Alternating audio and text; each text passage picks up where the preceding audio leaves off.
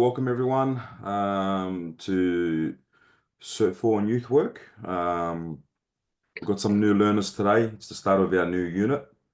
So welcome to all the new learners out there.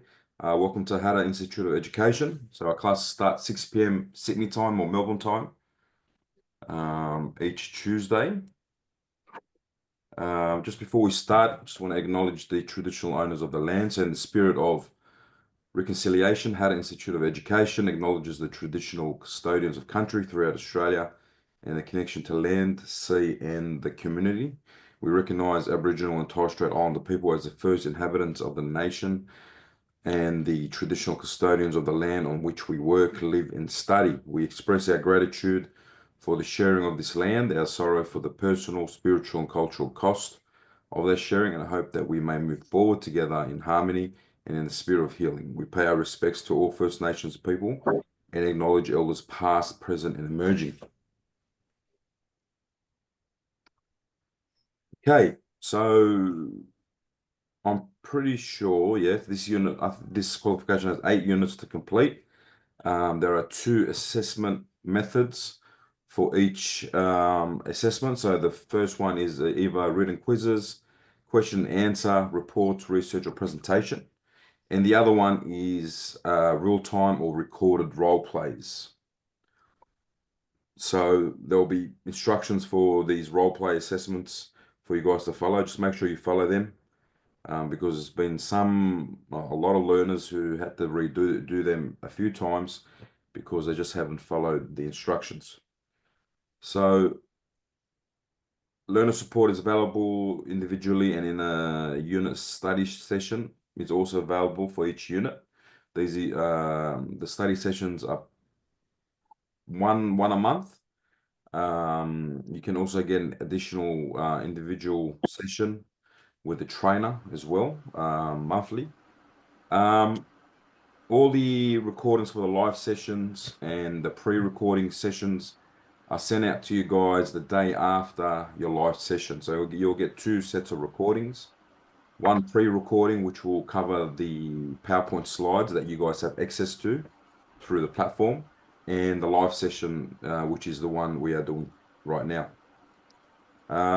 Each unit has a learner guide as well that you will find in the resources. They're anywhere between 150 to 300 pages long that cover the whole content of the unit. Attempt written assessment task in your portal and submit. Some have supporting documents to fill in. So make sure, especially with the role play, some of the role plays come with other tasks that are involved. So it'll be like privacy and confidentiality forms that need to be filled in and signed. There might be case notes that need to be completed as well, that need to be submitted. Prepare and record role plays to the instructions for each assessment and upload for recordings as well. Okay, assessments. The turnaround is usually between 24 to 72 hours. Sometimes it might be a bit longer, just depending on how many assessments have been submitted. You get 3 attempts for each assessment. I wouldn't worry too much about that part. You can always get more attempts as well afterwards. You just got to contact SLO to get extra attempts. You can ask for extensions if you like as well for not the units because you've got 12 months to complete each assessment. So there's no deadline for the assessments, but there is for the qualification. But if you do need extension, contact SLO and they will help you guys out. Referencing and use of AI. Now, there are going to be some reports and some written tasks that will ask you to provide references. AI, you are allowed to use AI for the content, but only up to 15%.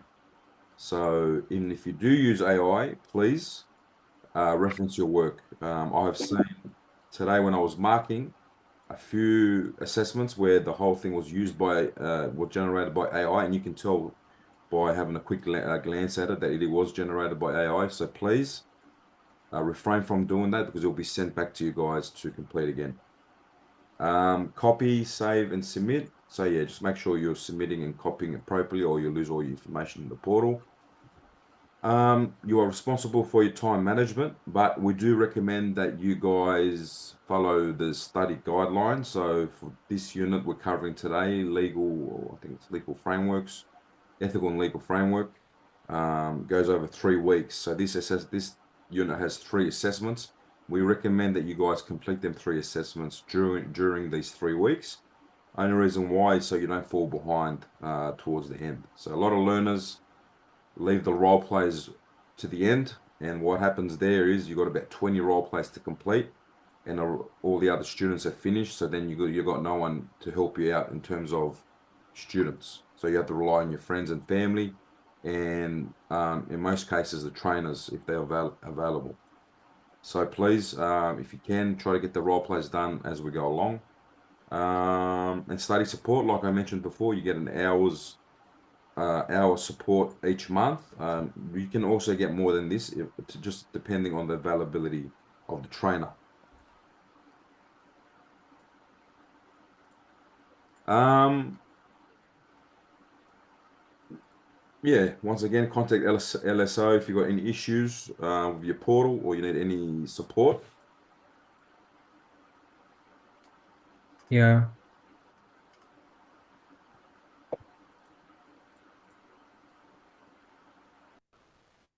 Just one thing, guys. When we're in the live sessions, can you please mute your camera? Obviously, when you are speaking, you can unmute it. But just when you're not, please mute it because it's just a bit of a distraction when I'm trying to deliver the class. There's just background noises and all that sort of stuff. So I would greatly appreciate that. So these are some reputable organizations that you guys can contact as well if you're finding it hard to study. We do understand the harder that studying and working full time is tough. It could be a very tough commitment. So yeah, if you want, you can reach out to us, of course. If not, these are other organizations that you can reach out to for some support.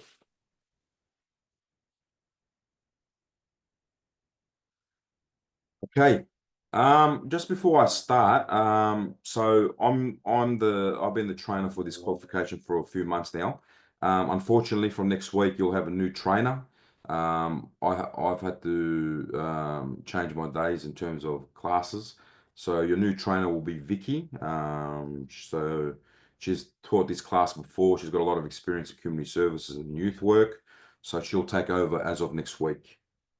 For the students that I've still in contact with in terms of assessments and role plays and all that stuff involving assessments, you can still continue to contact me as I'll still be with Hada, and I'll try my best to help you guys out with the assessments. Okay, so before we start for this unit, I'll just get the assessments up. So there are 3 assessments for this unit. The first one is a quiz.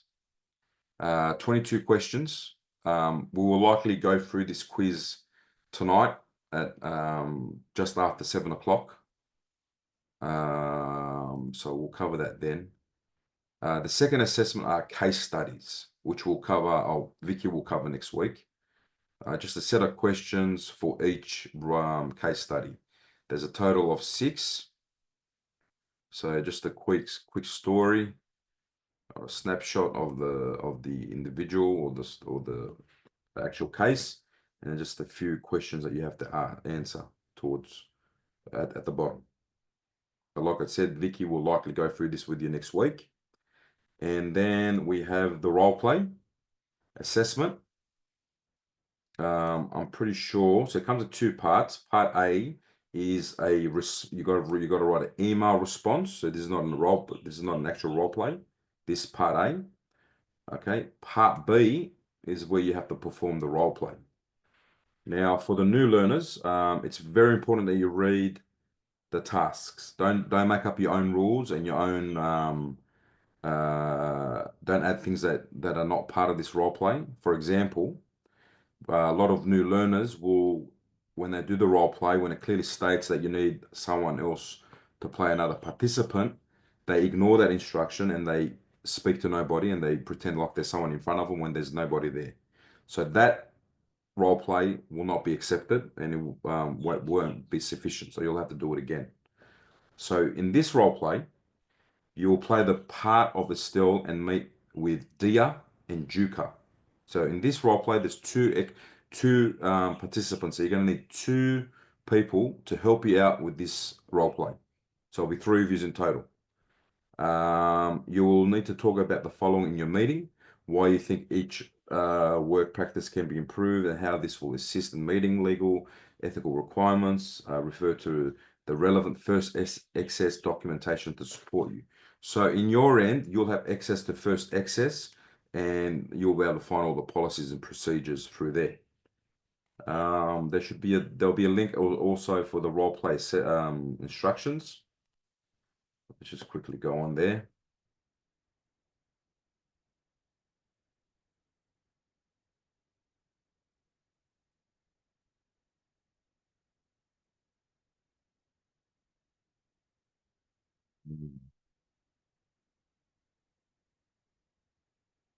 Okay.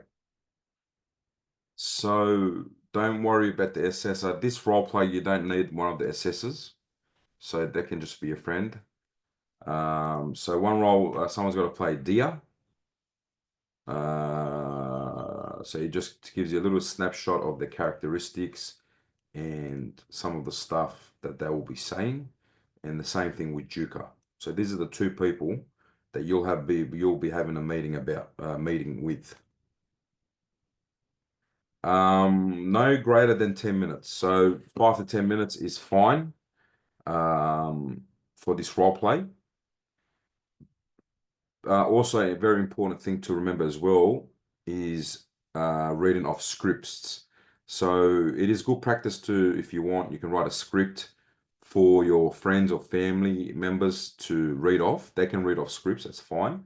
But you, the person who's getting assessed for this, cannot read off the script. So you got to, the reason why is because we've got to be assured that you understand the content and you can actually deliver this, you can actually perform this role when you're in a real workplace. So we want to see that you can display active listening, communicating effectively, being able to liaise with other people, asking questions, eye contact, listening, active listening skills as well. So all these things will be assessed during your role play. There are some role plays that are going to require a assessor. So, and how you will know that is in the task instructions, it will say you require an assessor for this role play. It will have a somewhere in the instructions. Okay. Any questions on the role play assessments, guys? No hands up. Just one. Yep. Do we have an example of a role play that's been recorded? So do you typically have all the participants in the video and then upload the video? Yeah, so I usually play some examples towards the end. So I can play one tonight for you if you like, Wayne. I was planning on to play one for the class tonight. So you happy with that? Yeah, sounds good. So we'll play one tonight. It's not going to be, I don't think I've done one for this unit yet. I can have a look. Oh, it doesn't matter. I'm just interested to see Yeah, that's fine. how they go. Play one that I did with one of the students, and yeah, I'll give you a good idea of what's expected. Okay. Yep. Someone's got their hand up. I don't know how to say that name. It's the Roger, I'm assuming.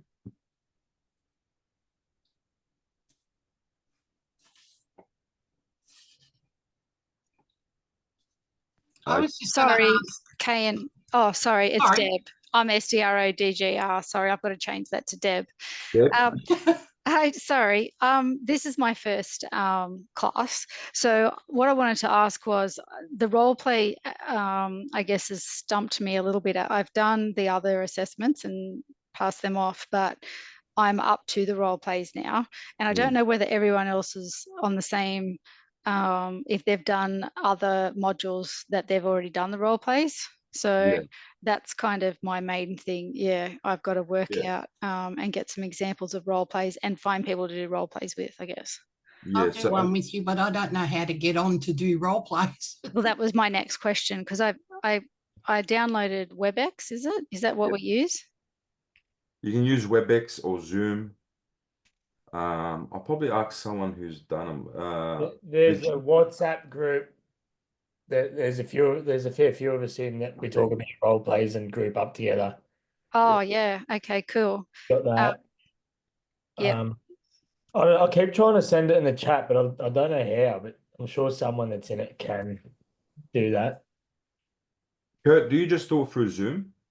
You just do it through Zoom, yeah? The actual role plays, yeah. But we organise it through the group chat on WhatsApp. Yeah. So Okay. not the Like WebEx? get into groups and stuff like that through WhatsApp and Yeah. organise times. I think Zoom is probably easier to navigate. Okay.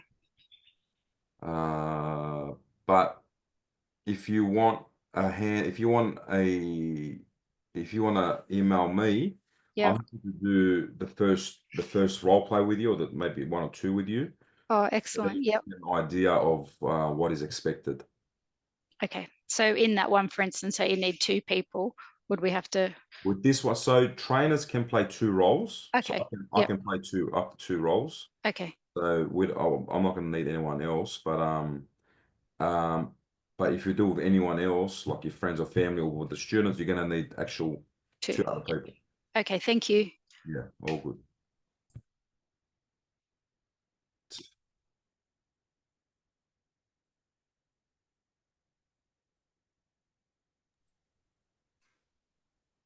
Let's go on to, so we've covered the role play, and then in the end, there's 2 questions that you got to answer after the role play. So, can I just ask a question? Of course. I'm just wondering, if you join the role plays with other students in the class, does that mean that you would be submitting the same role play and then answering the questions individually, or do you have to do multiple separate role plays?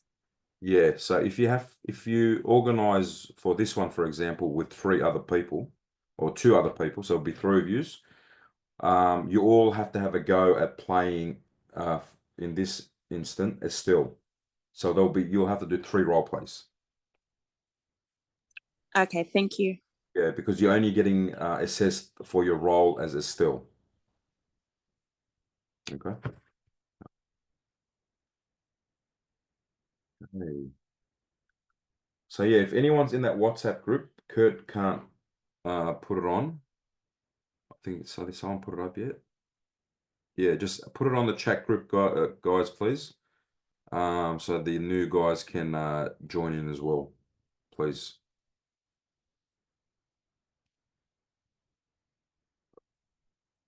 Okay, let's start with the unit. So today's the first week. So we'll be covering Wayne.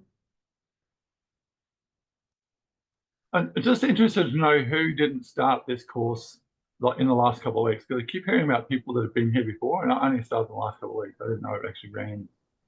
I don't understand why there's people that are still doing it from previously. So what happens is as you enroll, you usually, I don't know why some of you started last week. You guys should actually, the new learners should have started of the first week of the new unit. Yeah, I think it was 2 weeks ago. This might be the 3rd week, 4th week. Oh, so then you would have started for the last unit. So the new learners come on week 1 of the new unit. Right. So there's learners who are been here for 6 months, could be 12 months as well, that have started on different units. So each unit is covered on a calendar, and you just happen to fall on to the unit that you started on a few weeks ago. Yeah. So they got most of these guys would have done most of their assessments. Some of them a couple of weeks, some of them just started. So it just depends on when you enroll. Okay, so CHCLEG001, work legally and ethically. So again, my name is Cheyenne. Unfortunately, I won't be here from next week. I hope to come back later on. But till then, Vicky will be the trainer for this qualification from next week. So this unit is very important for understanding how you, as professionals, can navigate the legal and ethical framework that guide our work in terms of youth work. So it's not just about following the rules, it's about ensuring that your practice aligns with the values and principles that will protect the rights, the dignity and safety of the individuals that we are supporting in our work. So during the 3 weeks, we hope to cover things like the legal responsibilities and obligations relevant to your role as a youth worker, the importance of ethical decision making, and how these two areas intersect in real world scenarios. We'll take a closer look at key concepts, including things like duty of care, privacy, confidentiality, ethical principles such as respect, integrity, and accountability.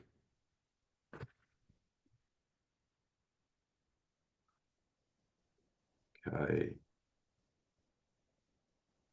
All right, so let's take a close look of this week's content, which is covered during the live session that we're covering now, and also the pre-recording session that will be sent out to you guys tomorrow.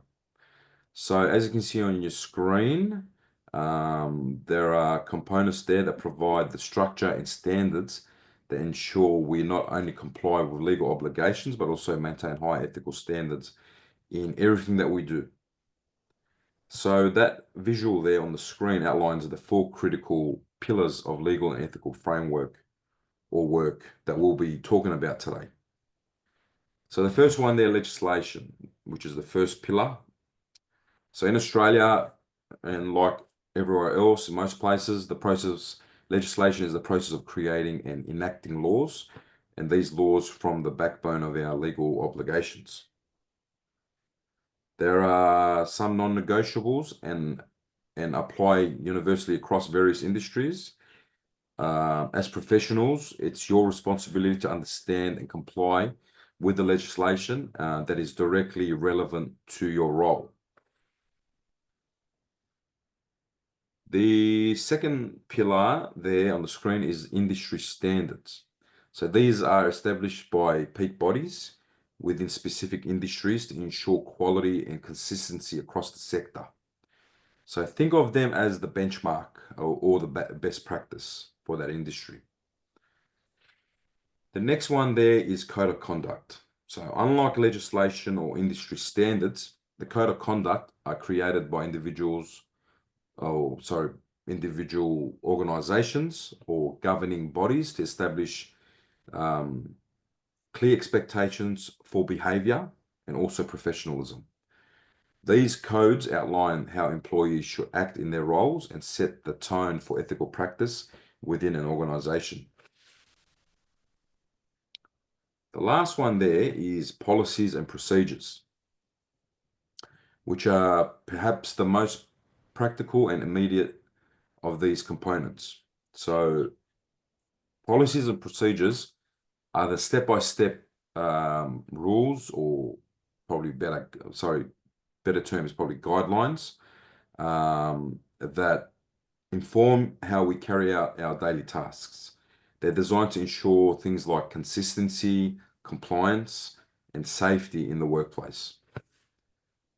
These 4 components, when we bring them together, they help to create a strong foundation for our work. So they're not only there to protect us as professionals, but they're there also to ensure the rights, the dignity, and the safety of the people or the young people that we support are upheld.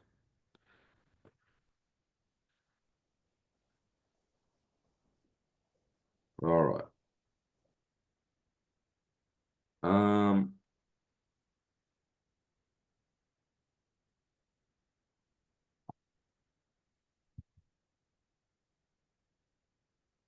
Okay, sources of legislation and ethical information. So Legislation provides a legal framework that all organizations must follow.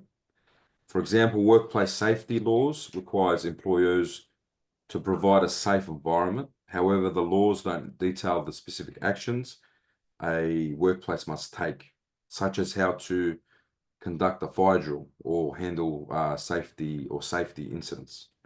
That's where workplace policies come into play.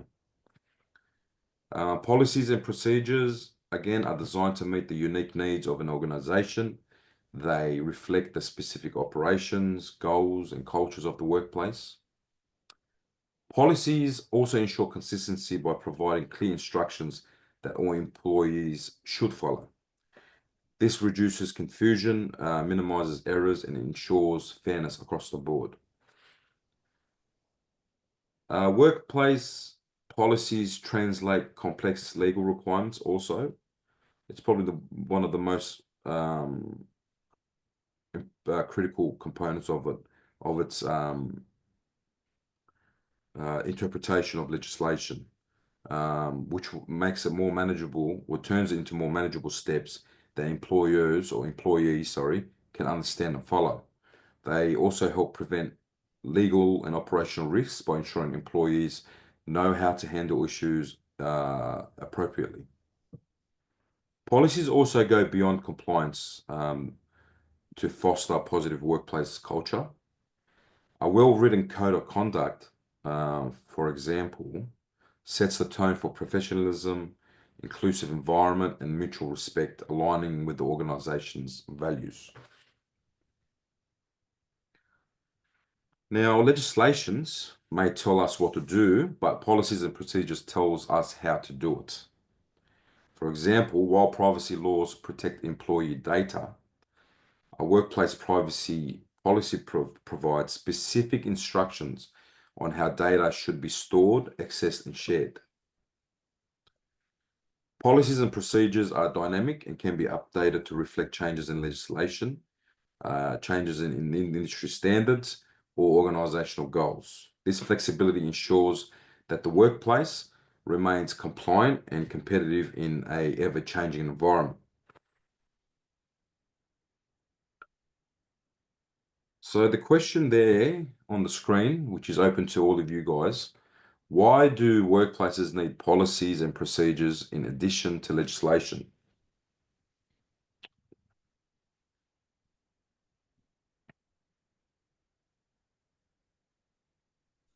So that staff members know exactly what page everybody's on. It's a direct line of what the company wants and the legalities of it, so that you're not going to get burnt by anything that's not right. Excellent. Yeah, thank you for that. Rihanna? Because depending on the workplace, it's probably different. Like the policies and procedures are probably different everywhere. Oh, I just on mute. Did you? Yep, Did you hear half of that? Yeah, I heard a bit, most of it. Okay. Yeah. I think, is that what it's asking? Like, why do they need their own policies and procedures? Yeah, so why do workplaces need policies and procedures in legislation? Yeah, pretty much just because from workplace to workplace, they'll all be different. So Yeah, they need to write their own. And also if they write their own, they'll be more likely to uphold it and it won't just be swept under the rug kind of thing. Yes, correct. Amy? It's also to minimize health and safety risks. So it's to, like, if an employee goes to a certain area they're not supposed to and there's no procedures, there'll be more accidents on the workplace. Yeah. And yeah. That's right. I'll get one more. We'll go with Wayne. Having policies and procedures that are written by organisations help break down the legalese in legislation that can be very difficult for staff members to try and navigate. Yeah.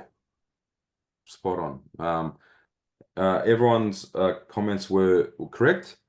Wayne, in the end, I think summed it up pretty well. So legislation tells us what we are not allowed to do. And the code of conduct or the workplace policies and procedures is a guide for us, guide for all employees and employers on how to do or how to follow that legislation. Okay. Fair work legislation. Okay, let's discuss this for a bit now. So the Fair Work Act of 2009. This act, along with the National Employment Standard and modern awards, play a critical role in shaping workplace rights and responsibilities. So I'll ask the question before I keep going. How does the Fair Work Act protect employees and employers? What is your understanding of this, guys?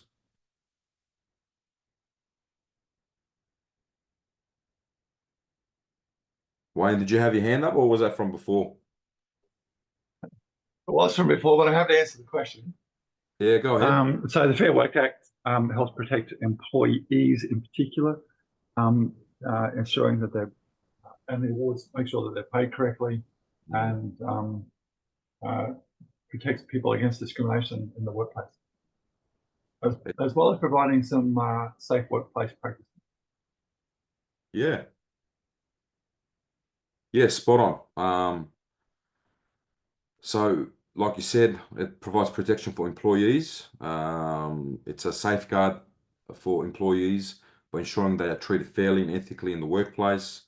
Some of the key protections for them or for the employees are things like minimum entitlements, so minimum wage and all that sort of stuff, conditions, protection against unfair dismissal, workplace safety, anti-discrimination measures, protection for employees.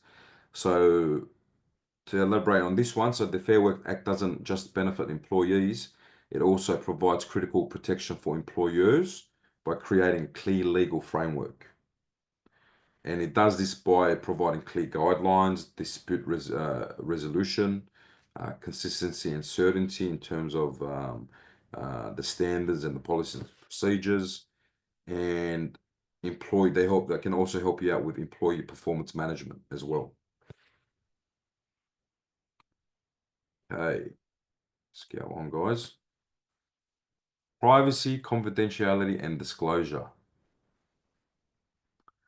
So privacy, confidentiality, and disclosure are guided by frameworks such as the National Privacy Principle or principles, health record privacy laws, and confidentiality requirements. So while maintaining privacy and confidentiality is a fundamental part of a support role, breaches can occur, as you would know, sometimes unintentionally. So let's have a look at how this might happen and how we can prevent it. So privacy and confidentiality is important in support roles because they protect the personal information of clients, build trust and confidence in the service provided, and comply with legal and ethical requirements. Without these principles, relationships between clients and support workers can break down and the organization could face legal consequences. There are various situations where privacy and confidentiality might be at risk. Some examples could include sharing client information without their consent, discussing client details in the public or to your family, insecure storage of records. So example of this could be if you write an incident report or a case note, you can just leave it out and open in the placement for everyone to see. Another one could be accidental disclosure via email. So sending emails with sensitive information to the wrong person is another common example. Preventing privacy and confidentiality breaches is another topic you should consider as well to avoid breaches. To avoid these sort of breaches, support workers can always obtain consent before sharing any personal information. You should also be using secure methods to store and share client records, such as password protection files or locked cabinets. and also be mindful of your surroundings when discussing sensitive topics. The National Privacy Principles and Health Records privacy laws provide clear guidance on handling personal information. These laws mandate the collection of only necessary information, secure storage of personal data, and also provides clear processes for obtaining consent and managing disclosure. So can you think of a situation where privacy and confidentiality could be breached in a support role? So yeah, Mel? Oh, sorry, Rabbit? Yeah, where you are provided with information by a client that indicates that they are considering harming someone else or harming themselves, you've got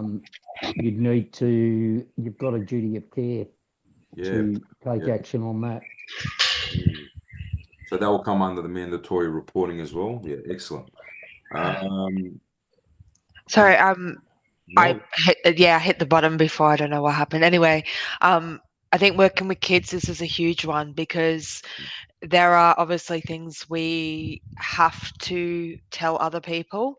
And I try to be open and honest about what we do have to share, but there's a lot that we have to be very careful we don't share, and sometimes it can be blurred lines and kind of difficult to work out what you can and can't share. And I work within a school, so even things like sharing information to teachers, while it might help teachers work with this student, if that student doesn't want to share that information, obviously I can't then breach that. So it's really difficult at times. Yeah.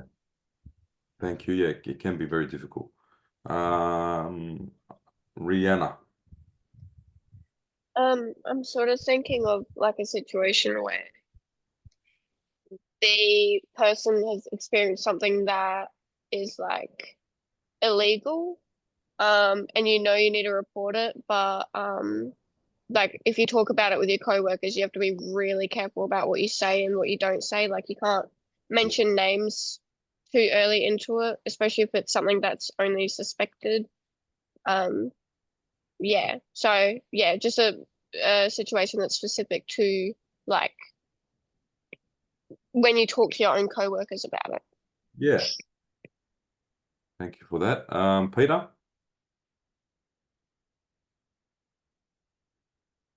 Just on mute, Peter. Just got to get off mute. Yeah.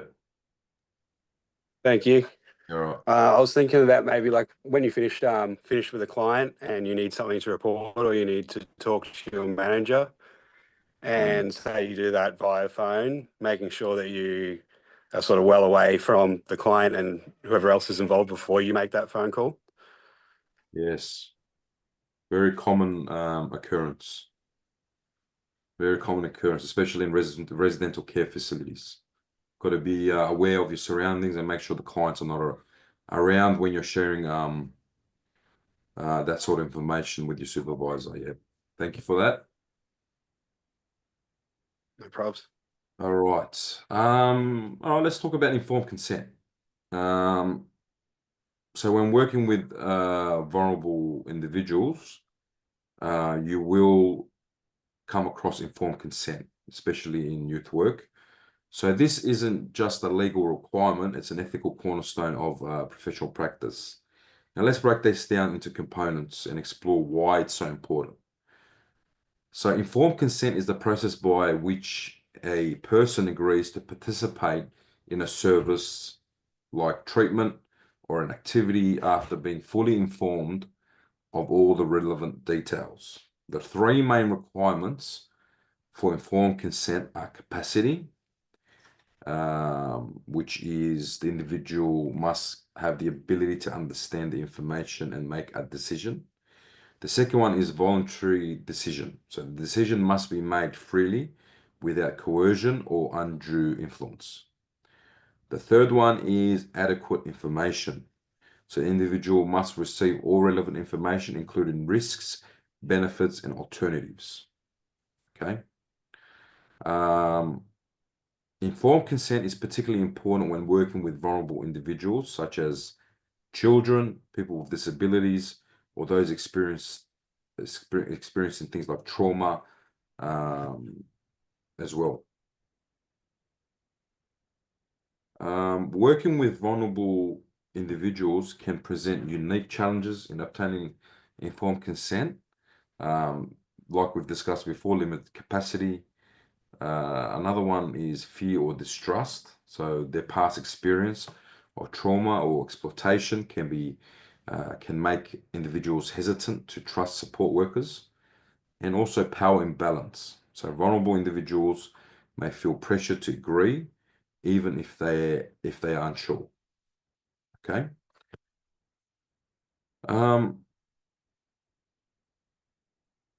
So let's consider an example.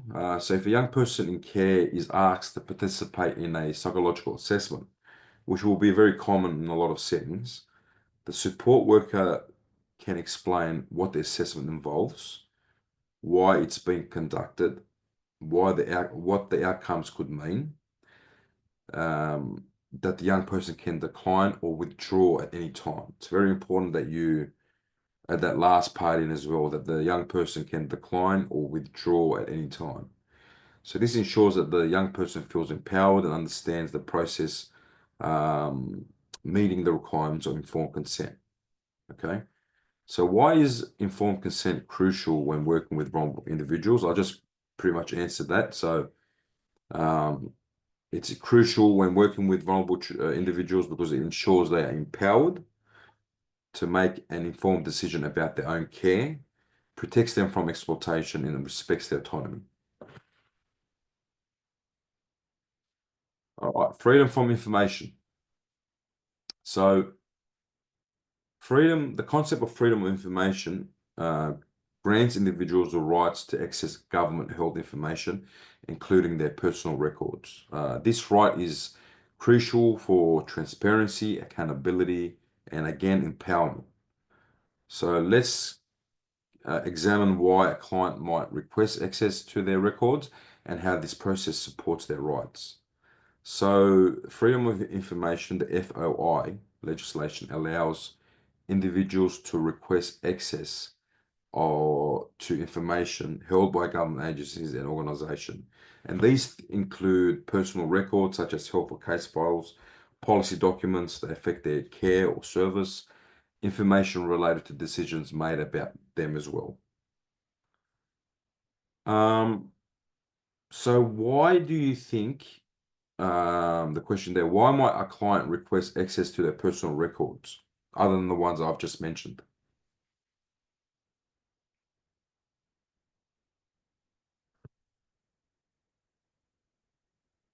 Yoftahe? I think to see how far they have come, if they have been hospitalized or they have been in an institution, to find out how they are going and how is their recovery journey. Yeah, excellent. Yeah. So to verify accuracy, yeah, like you're touching on. So accessing their records allow clients to check, they can check for errors or omissions that could affect their care or rights as well. Also, like you've said, to monitor their progress. So like you mentioned, in cases involving health or personal development, clients may use their records to track their own progress or understand treatment plans. Rabbit? Yeah, where a person's progress within an organisation has been impeded and the person believes that there's an injustice done, they may request to access documents that are considered to be restricted to make an appeal against that actual decision. Yeah, that's right. Probably more so in the custodial or your environment. Yeah, that's right. Yeah. Excellent. Yeah. So they are used to resolve disputes, like Rabbit mentioned as well. Thank you, guys. Let's go on to the next one. All right. So disability services and standards. So let's focus on the NDIS or the National Standards of Disability Services. So these two frameworks, are designed to ensure that individuals with disabilities receive equitable, high-quality support tailored to their need. So the standards provide essential support. So when it comes to the national standards for disability services, which establish benchmarks for organizations providing services to individuals with disabilities, these standards are built around 6 key principles. The first one is rights. So promoting the rights and freedoms for individuals with disabilities. Participation is another principle. Individual outcomes is one. Feedback and complaints, service access, and service management. So they're the 6 key principles when it comes to the national standards for disability services. Now, Jack? Sorry, what were those last 2 principles? I missed that. The last 2 were, so I had rights, participation, inclusion, individual outcomes, feedback and complaints, service access, and service management. So the last 2 there are service access and service management. Let's move on to the role of the NDIS. Now, you guys will be very familiar with this. It's the National Disability Insurance Scheme, which again is a very important component of disability support in Australia. It provides funding directly to individuals with disabilities to access necessary supports and services, increases independence and improves quality of life, or we hope it does. It also works towards personal goals such as education, employment, or social participation. Now, by empowering individuals to choose and control their support, the NDIS ensures that services are tailored to their unique needs. Okay.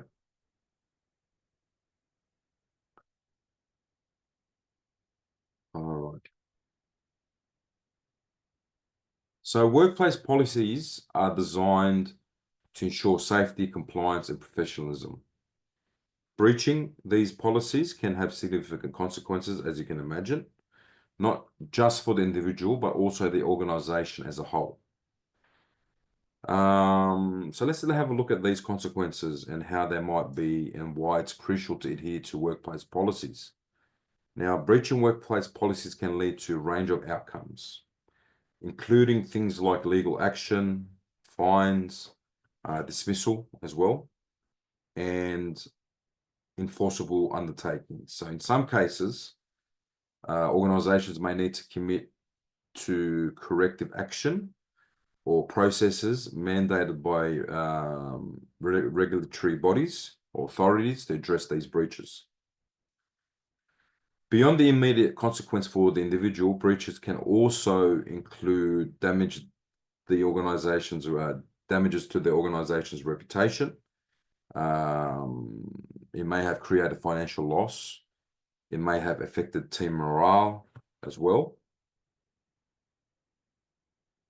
Some examples of breaches and their consequences could be workplace safety violations, confidentiality breaches, so sharing client information without authorization, discrimination or harassment. So if employees are found guilty of discriminatory behavior, they could face legal consequences as well.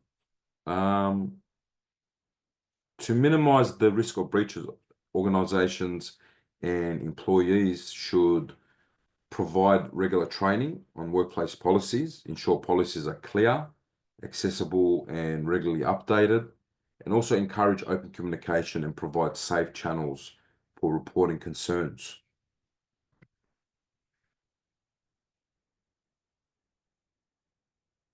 Okay, let's talk about the concept of duty of care. So this is a legal and moral responsibility to protect individuals and ensure their safety by taking reasonable steps to prevent harm. It's a fundamental principle in all support roles, and the cornerstone of professional practice in youth work. Now let's dive into what it means when by exploring some examples of how it applies in our daily roles. So before we do that, let's talk about, let me explain what duty of care is a little bit more. So duty of care means taking reasonable action to protect somebody from harm and ensuring their well-being. These include identifying potential risks to safety or well-being, acting with the scope of your role to mitigate the risk, and also following policies and procedures from the organization to ensure the best possible practice. For instance, ensuring safe physical environment or supporting individuals emotionally can both be considered part of duty of care. As professionals, duty of care responsibilities include more specifically preventing harm, providing appropriate support, acting in the best interest of the individual, reporting concerns as well, very important. Some examples of how duty of care may be applied in different roles. So in terms of youth work role, ensuring that a young person is supervised during a high-risk activity and is not exposed to unnecessary dangers. Disability support roles, so conducting a risk assessment before taking a client on an outing to ensure accessibility and safety. This can also apply to other industries as well. In education, monitoring a child's behavior and well-being and reporting any signs of neglect or harm. Again, it can apply to youth work or disability or every other industry as well. So the question there, can you give me an example of duty of care responsibilities in your role? Can you think of any responsibilities or anything that comes to mind when you hear duty of care, especially in youth work? Rabbit? Yeah, I'm intending on having interviews with a certain group of individuals this afternoon. However, I know that two of the individuals are from rival gangs that are actually warring at the moment. So therefore, if I was to schedule them one after the other, it wouldn't be a very smart thing, but I wouldn't be looking at maintaining my duty of care because I'm actually creating an unnecessary risk. Yeah. Gang issues at the moment in my role in youth justice is in a thorn in my ass. It's the most difficult thing I've ever dealt with. The amount of gang bullshit issues there are in Western Sydney, it's ridiculous. I can't even keep up with them. But yeah, that's a great point. Mel? Yeah, I'd love to pick your guys' brains. You must have heard some stuff. I think for me, it's a lot of mandatory reporting, and not just the mandatory reporting. It's that follow through as well to make sure the young person is safe, and feeling like they're completely supported through whatever process needs to happen after you've had to do a mandatory report.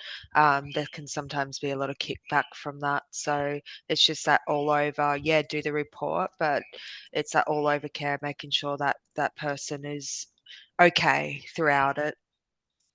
Excellent. Thank you. Kirsten? Yeah, well, similar to mandatory reporting, but I was more so going to say actually taking a young person seriously and not just ignoring what they have to say. If they raise a concern or if they say something, like not just brushing it off, and we have a duty of care to listen to them and their concerns.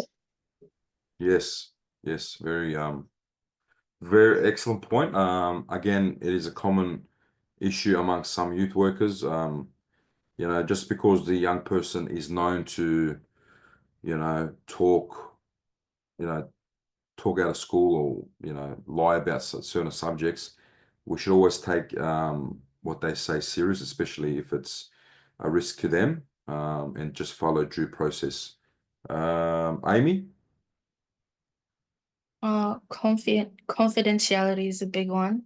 Yeah. Making sure that whatever the young person shares with you stays in the room, unless of course it like involves them being in danger or another person being in danger. But besides that, don't go and spread what the young person has shared with you to your other co-workers, because that will just make the young person not be able to trust you or not be able to even communicate anything with you again. Yes, correct. And this is probably one of the biggest issues I have with my employees in where I work, is confidentiality and not knowing to keep their mouths zipped up. Unfortunately, adults still, as adults, have an issue of keeping things to themselves and keeping things confidential.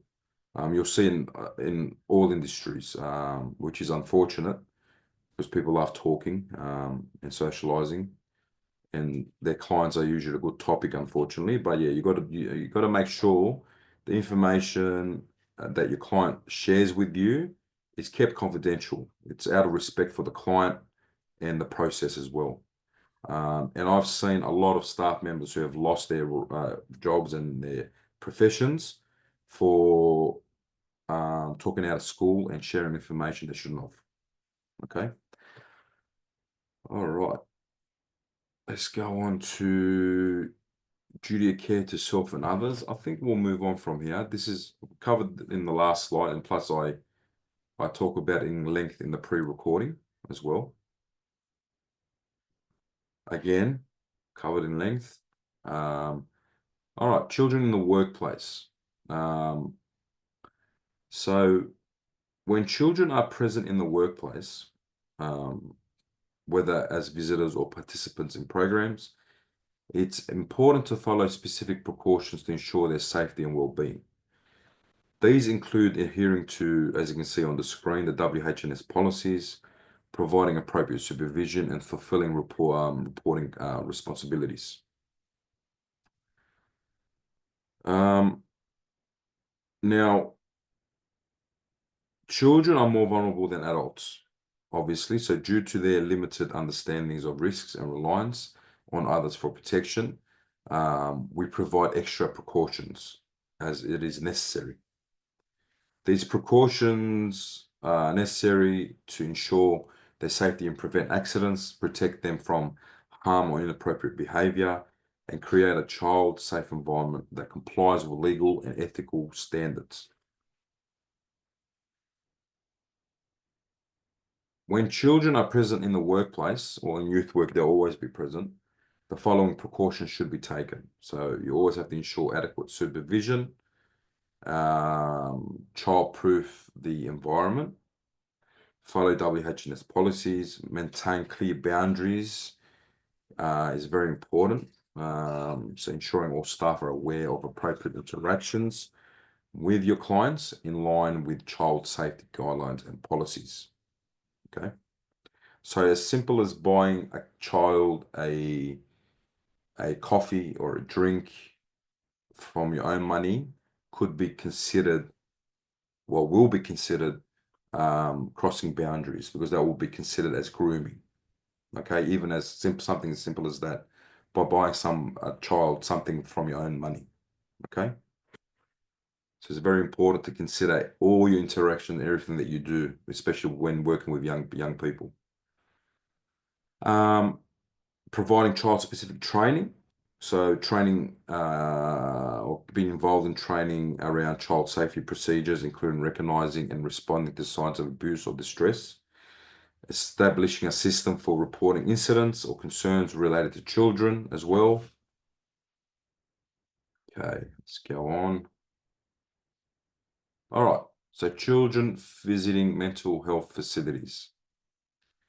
This is something you might come across in residential care facilities, especially if you're taking young people to visit their parents that may be in mental health facilities. So Allowing children to visit such facilities require careful consideration to ensure their safety, comfort, and understanding of the actual environment. So some of the factors that you need to consider before providing access are consider the factors before allowing the child to visit. So things like supervision. Are we able to ensure adequate supervision? You need to assess whether the child is old enough to understand the environment. Clearly define the purpose of the visit. Ensure the facility has designated spaces or activities that are safe and welcoming for children.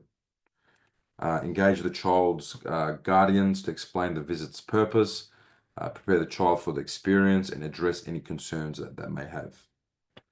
And also evaluate any potential risks to the child's emotional well-being, such as exposure to distressing situations on individuals in crisis.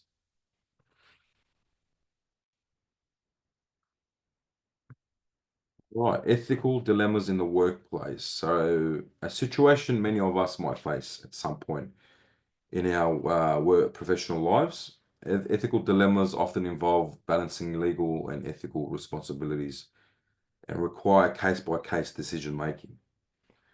So one challenging scenario is when a client confides in you about something illegal, which came up. Someone gave a good example of that before. So let's now try to explore how to approach that situation. So an ethical dilemma arises when you must choose between conflicting responsibilities or values, such as upholding confidentiality versus reporting illegal activity. Protecting the client's trust while ensuring legal obligations are met. These situations require careful consideration of legal, organizational, and ethical frameworks. When the client confides in you about something illegal, I would stay calm and start listening, just listen. So avoid reacting emotionally, listen carefully to understand the situation fully. I would then remind the client of the confidentiality agreement, including situations where confidentiality cannot be maintained. So, for example, harm to others or mandatory reporting obligations, and one is legal activity. Determine the severity and legal implications of what the client has disclosed as well. It's very important that you keep the organizational guidelines in the back of your mind, or consult with the supervisor to ensure that your actions align with workplace policies. If the illegal activity involves harm to others, mandatory reporting laws will apply. In such cases, you'll have to follow required reporting processes in accordance with your organization. Of course, during this time, you offer support as well to the client. Yeah, it's a tricky subject, that one. Matthew? So in that regard, can you hear me? Sorry. Yeah. Yep. So in that regard, like let's say you did report something and then now the child no longer wants to work with you. What would happen in that regard? Would someone else be allocated to the child or? Oh yeah, depending. Are you talking about residential care? Yeah, or yeah, like if you were to report, like if you had a mandatory report something that was illegal, that Yeah, he in most confided in cases, you. in the most cases, the child's not going to want to work with you, so the support, the supervisors will change staff around as well, just so the client feels safe again, and also it's probably the best interest of the staff member as well to maybe work with another client for that time, just for their own safety and their own mental state as well, because in residential care facilities, especially kids who come from challenging backgrounds, if something like this happened to them, the likelihood of them making false allegations can increase, and you don't want to put your staff in that situation. Wayne? Is it mandatory to advise the client that you're making a mandatory report? Yes. Yeah. You have to tell them Okay. that you will be reporting this. Okay. DCJ or whichever child protection agency you are was to in your state. Yeah. Okay. Yeah. Good question. All right. Let's go on to the case study. All right. So before I break, I'll get you guys to work as a group to discuss these two questions. I'll just read the case study for you. So Sarah is a support worker at a residential care facility. One day during a routine check-in for a client, Emily expresses concern about a colleague's aggressive behavior. Emily describes an incident where the colleague raised their voice and made a threatening remark during a disagreement over the client's routine. Emily admits feeling unsafe around the colleague, but is hesitant to formally complain because she fears retaliation or being treated unfairly in the future. Emily asks Sarah to keep this information confidential, but Sarah knows that the client's well-being is her top priority. She's unsure how to proceed in a way that respects Emily's wishes while fulfilling her professional responsibilities. Sarah must navigate the situation carefully, balancing her legal and ethical duties with maintaining trust in her relationship with Emily. So the question is, what legal and ethical responsibilities does Sarah have? And question 2, how does Sarah approach reporting this issue while maintaining trust? Okay, I'll give you guys 10 minutes to discuss this as a group, and I'll come back and then we'll have a break. Okay, I'll see you guys then. 1 minute, please. So are we all doing it together as a team? Like everyone? Yeah. Yeah. Okay, no problem. No worries. Thank you. Oh.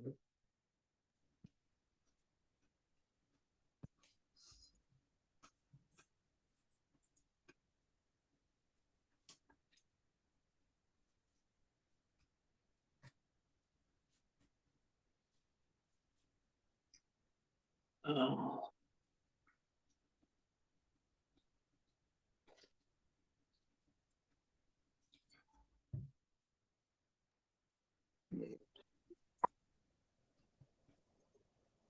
Hello. Hey, people. Hello. Hi. So the question, Hello. I'm not allowed to talk about that. does Sarah need Emily's consent? Yeah, I think, yeah. It's just behave anyway. Yeah, I think for me, the first thing is that Sarah has a legal obligation to ensure that Emily is safe and her well-being should be well kept. So Yeah, I agree. Yeah. And so with Sarah, that the aggressor being her colleague, it kind of is a part of her duty of care to report that to the supervisors, not only for Emily, but also for other colleagues as well. Yeah. And the ethical part of it is obviously she's worried for Emily's concerns, saying that she might be treated unfairly again by the aggressor. However, if this is to be reported, that worker would most likely not be working with Emily again to ensure Emily's safety. She should probably tell Emily as well that she's going to make a report. I mean, she's I'm with you, Mel. legally obligated to. So I think while to maintain that trust, it's better to keep that communication open and just let her know why she has to report what she said. That's the biggest thing, to communicate with Emily. Like, look, I understand you don't want me to tell the higher up, but I have to for your own safety. Exactly right. And you know, I guess that discussion opens up. Emily might want to be there or make her own report. Yeah, she could suggest that as well. Like, would you like to come with me and we can go together? Yeah. That way Emily doesn't have to fear about the other colleagues' reaction towards her reporting And to the always go HR. straight through to the case, Emily's case manager as well. That's true as well. Exactly. Yeah. Who give might her know her the- better than you do. Absolutely. Yeah. Yeah. Have a closer. And not only that, also Emily might not be aware of the process. This might be her first time she's had an aggressive colleague. Yeah. So Sarah would need to inform her why and what the process is going to look like, so she's not stunned. And just give her that reassurance that, you know, she's in safe hands. Yeah. Because she may feel like it's a scary thing to go to HR, because then she'll feel like, you know, it'll make matters worse. But as long as there's reassurance there, like, you know, she's going to be safe afterwards and the colleague won't disturb her, and that'll give her a little bit of cool heart that she'll be Peace of mind. Yeah, exactly what I was looking for. The word I was looking for. Did you have something, Rabbit, or you just got your hand up? Yeah, I just thought I'd put my hand up because it was a bit going to sleep. No,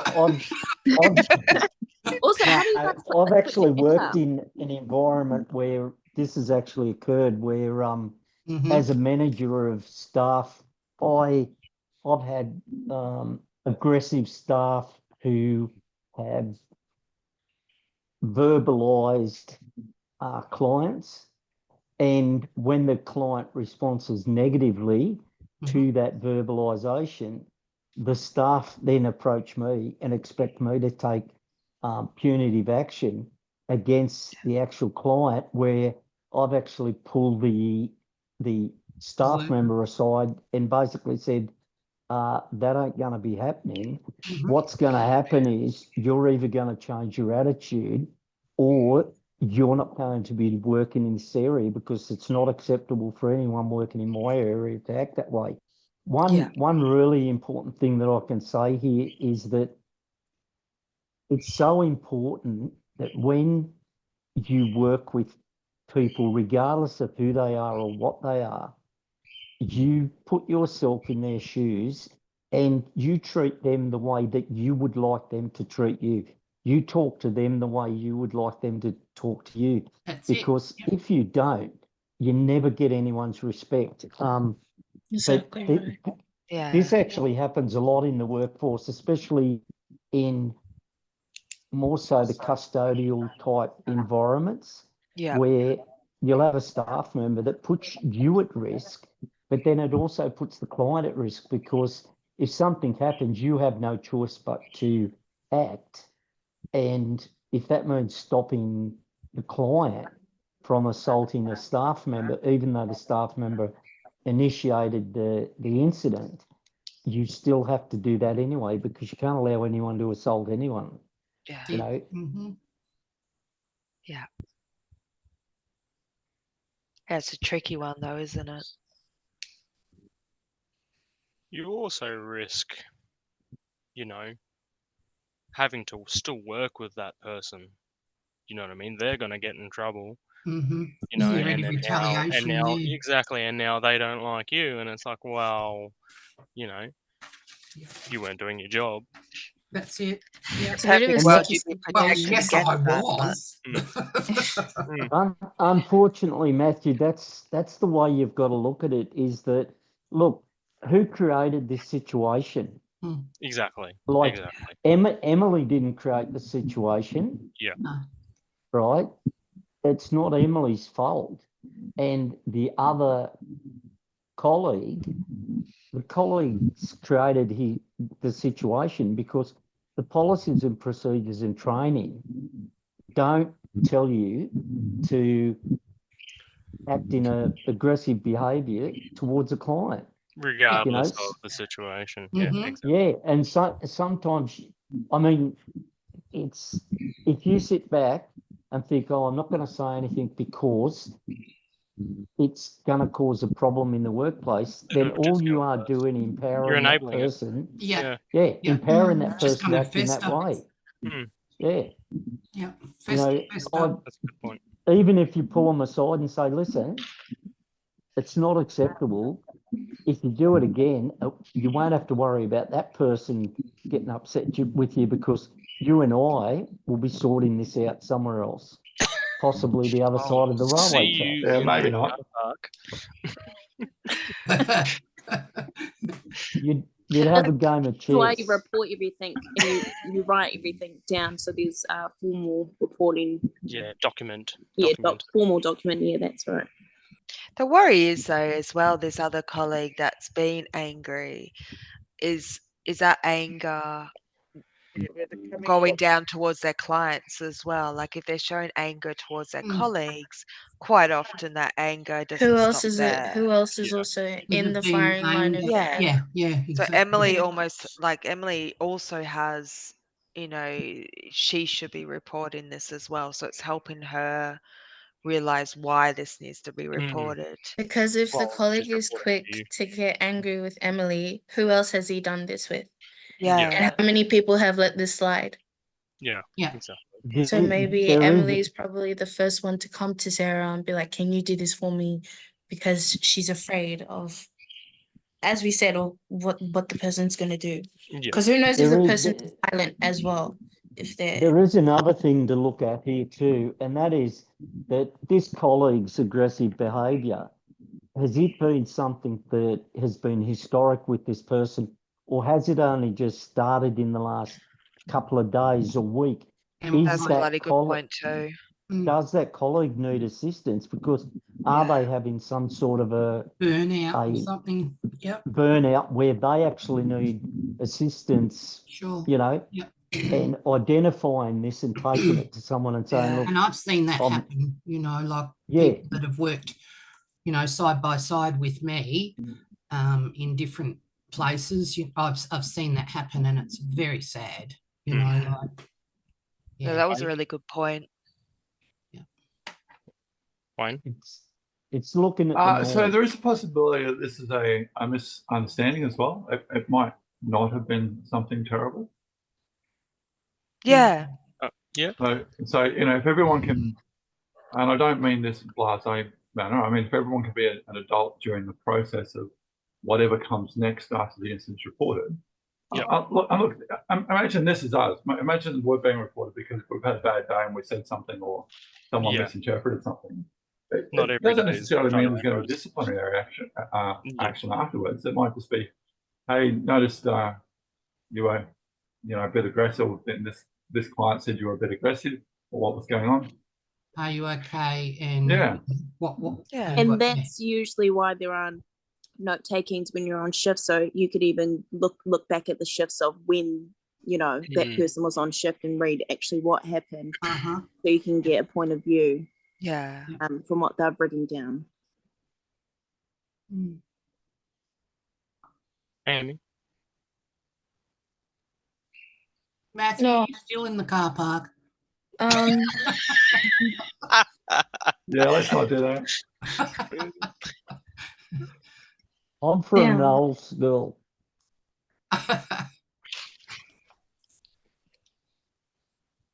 I forgot my train of thought. Then I was about to say something, but I forgot it. Sorry, guys. Sorry.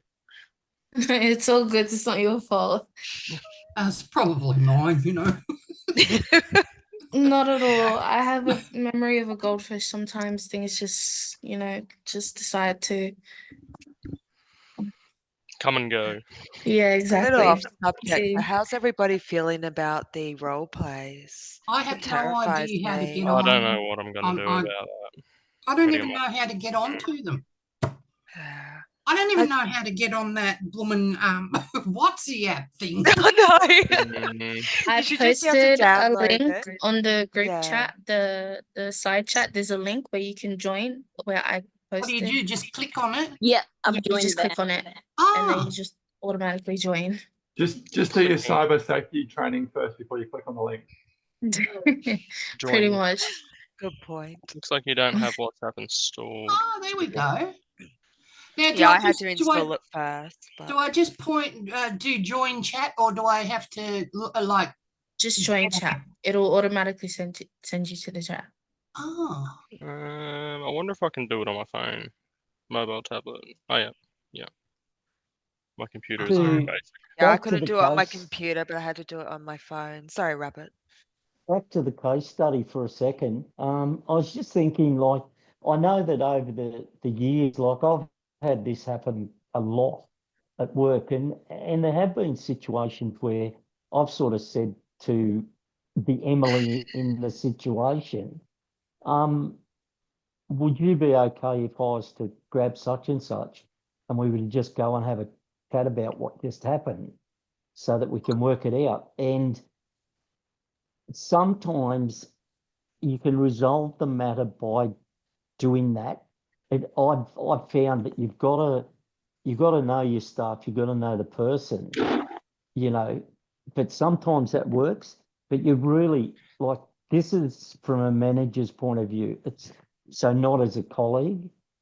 So Yeah, it's these situations do typically happen often, and sometimes it does take a while for the participant or young person to warm up to new colleagues, and this might have been a situation, you know, they can come up with stories, but if they're coming to you, obviously you do have to report it. Amy's remembered. Yes, I have. I was gonna say, linking back to Rabbit's point, sometimes you do need just a mediator in this situation. Sometimes maybe like have both parties sit down and come to an agreement or talk it out a little bit. But also adding to that, maybe Emily's not as comfortable talking to the person just yet because she still feels like maybe the way the person will react will be 10 times as worse as they were before. I don't know if I'm making sense. I'm sorry, guys. It was just No, it makes sense. I feel like in this scenario, Emily wouldn't want to work with that other co-worker Exactly, like anymore, it comes regardless. across that way. Yeah. Yeah. So even if it was a mishap, you know, and they had a bad day or something like that, that'd probably be removed. Yeah. Just because, at the request of Emily. Yeah. Because she doesn't now. Then she's again, lost the that person trust. did threaten her, so she might not as well feel safe around that person. So forget what I just said and just Maybe Some- Emily's Oh, a no, bit it was a good point. Yeah. sometimes that option doesn't exist either. So unfortunately, sometimes you know, you don't have an option to move people. No, I've been in that situation, Rabbit. Yep. Me don't? too. Yeah, you know. They don't Yeah, have low the staff capacity or Sometimes you Like working within schools, for example, we Yeah. can't. It's kind of sometimes like I've been in this situation a couple of times, and they might get moved to a different area of the school, but you're still working with them. Yeah. That's messed I up. mean, the So last they just don't remove the Typically, person at all. Typically of that, they'll usually have like another worker with that person. So Emily's not alone. Yeah. Yeah, Yeah. that would be the ideal outcome. So they're never alone with that person. Uh-huh. If they had to remain working with them, I guess. All right, guys. Excellent work. We'll have a 10-minute break, so we'll come back at 7:35, and then we'll go through some of the assessments. So I'll see you guys then. Thank you. Goodbye. All right, let's start with the assessments now, guys. Faith, did you have a question? Many, but not just yet. Sorry. All good. All right, where do we start from? Which assessment? Let's go. Put this here. Okay. All right, so we'll start with the quiz. So explain the purpose of the Australian privacy principles. Anyone?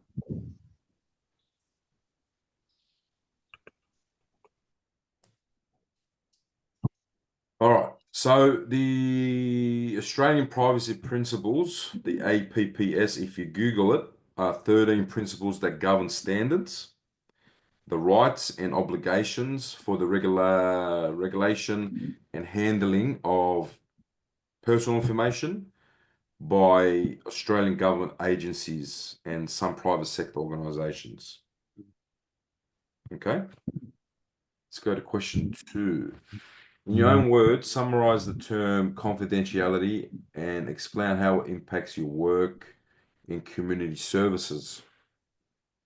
If you don't work in community services at the moment, just give an example of community services.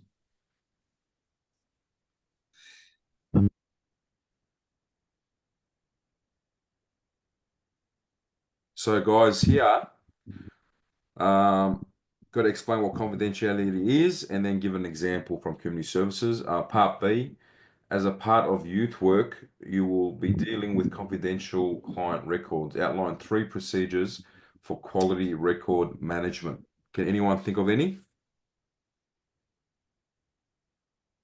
You will be dealing with confidential client records. Locked cabinets. Yep, Yeah, locked so- cabinets. Yep. Yoftahe? Accurate documenting. Would that be the one of the? Did you say clear documentation? No, accurate documentation. Accurate documentation. Let me think about that one. Yes, but you just got to expand on that a little bit more. Okay, that is correct, but just expand on that answer a little bit more. Just being careful when you document and listen carefully and just document the facts, not what you think, but the facts when you are dealing with a client. Yeah, perfect. Thank you. Very well. Very well done. Peter? Ensuring computers, laptops, and phones are all password protected. Yep. Excellent. Okay. So the other ones can include or will include understand and follow the workplace policies and procedures for record keeping, understanding responsibilities for creating accurate records as evidence of their action, such things like telephone conversation, so forth. Use and share records appropriately to support collaboration and reuse of information. Okay. All right, question 3. Provide an example to explain how informed consent impacts your role and how it applies in community services. Ooh.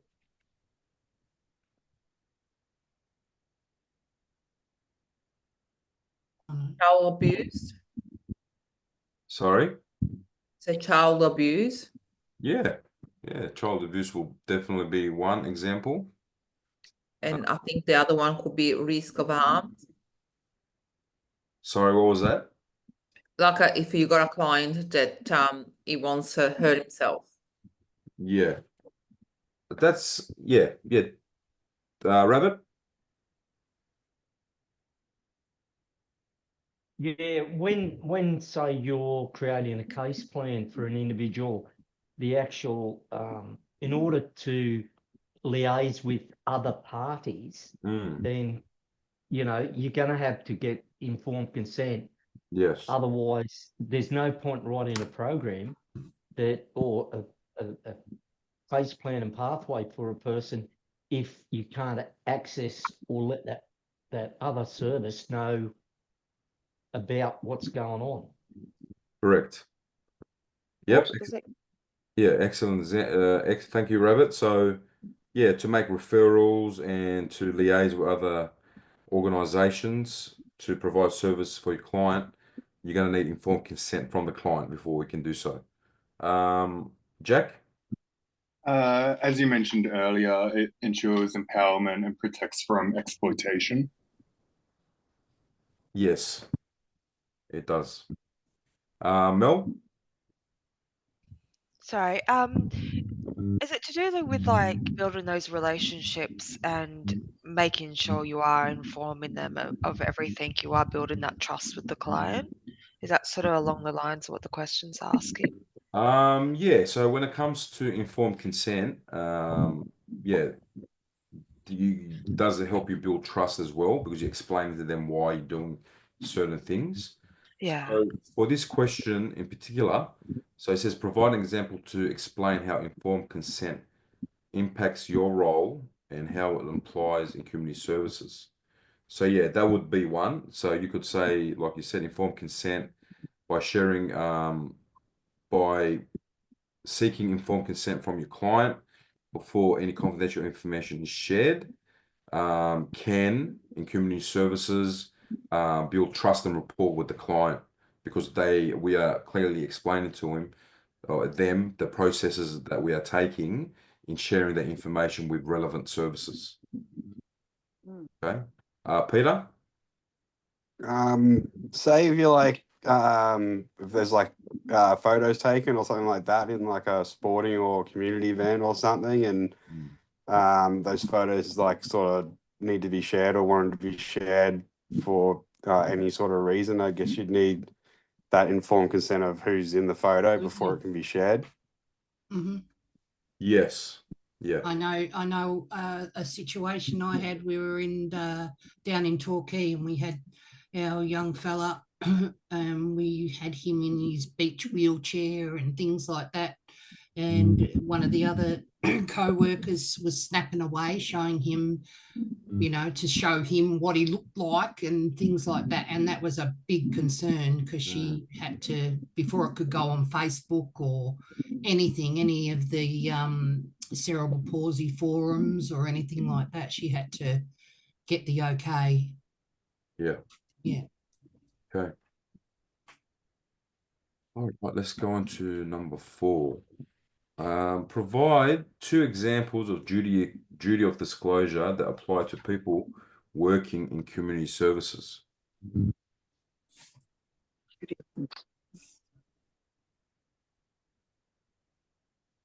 So provide 2 examples of duty of disclosure that apply to people working in community services. So think about mandatory reporting here, guys. So provide 2 examples on when you think it's necessary to share information. Rabbit? Yeah, when someone indicates that they're going to self-harm, or when they indicate that they may harm someone else. Excellent. Spot on. Kurt? Yeah, no, I was about to say the same thing. When someone's in danger of harming themselves, or if someone's in danger, you think that someone else is in danger, then getting harmed. Yeah. Excellent. So, yeah, they're all right. Another one. Yeah, sorry, I don't know how to put my hand up. Where's the? I'm trying to. There should be a little smiley face somewhere, like a reaction thing. If you press that. I'll try and find it. But I was just going to say with if you, I don't know, harming yourself or if they're going to harm someone else. Yep. Perfect. Mine's a love heart, Faith, down at the bottom. Okay. It's a love heart with the reactions underneath. Yep. Thank you, Tom. Got it. Excellent. All right, let's go on. With that last one, is that also, does that mean like if they say to you that they're going to be, doing something that's illegal, is that duty of disclosure as well? Yeah. Yeah. Cool. Or even if something's happened to them 20 years ago and they just disclose to you, that's something you would have to report as well. Okay, cool. Yep. No worries. Thank you. All good. Okay. Explain the difference between a code of conduct and a code of practice.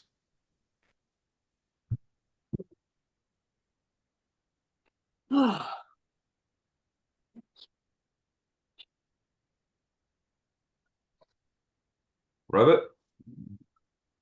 Yeah, code of conduct is something that's expected to be done by the individual and the way in which the individual performs her duties, whereas a code of practice is actually how a particular action has to be taken. Yeah. Yes, I agree. Yes, very well explained. Peter?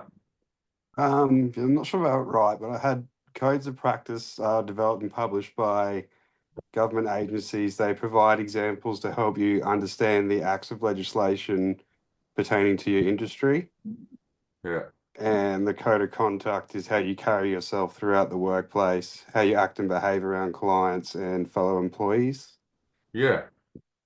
I think, yeah, you're both correct, but just to make it a bit more simpler, so a code of practice is a document that sets out the minimum standards that are required for members of that workplace. So it includes rules that employees must follow and implement in order to ensure safety, integrity, and fairness. So it's like the minimum requirements to do certain things. The code of conduct can be defined as a document that sets out guidelines of acceptable behavior in workplace and standards to govern client relationship. So they are very, very similar, but there are certain differences. So one is about the minimum standards and the other one is about acceptable behavior in the workplace. So would one be like the code of practice would be like the legal minimum, and like code of conduct sort of like just based on the workplace, like what they expect of you. Yeah. So code of practice would be something like, all right, you need to start work by 2 p.m. Oh, yeah. Okay, or something like that. Some people might get there half an hour early. Some people might just come right on time at 2 p.m. A code of conduct would be example of that would be you are not to discriminate to anyone in the workplace, racially, sexually, and all the other ones. So specifically, you're not allowed to do this. Okay. All right. Here's two codes of practice that the health and community service worker would work under from the following lists. So manage health and safety, manage psychosocial hazards at work, client rights and responsibility guidelines, and AHH code of ethics. Kirsten? Well, I guess from what you've just explained, it would be managing the health and safety and managing psychosocial hazards. Spot on, yep. I think they are correct. Yep. All right. Explain how codes of practice are applied in the workplace and how they impact people working in community services.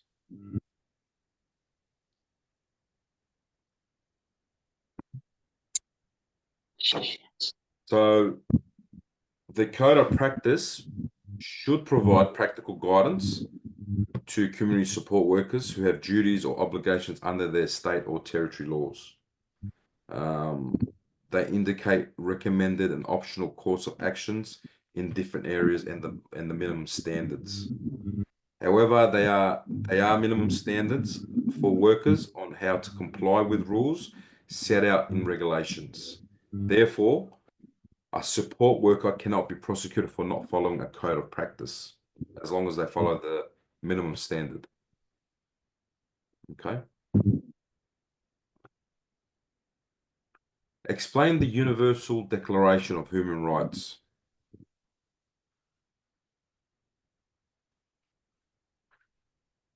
So this is from the UN.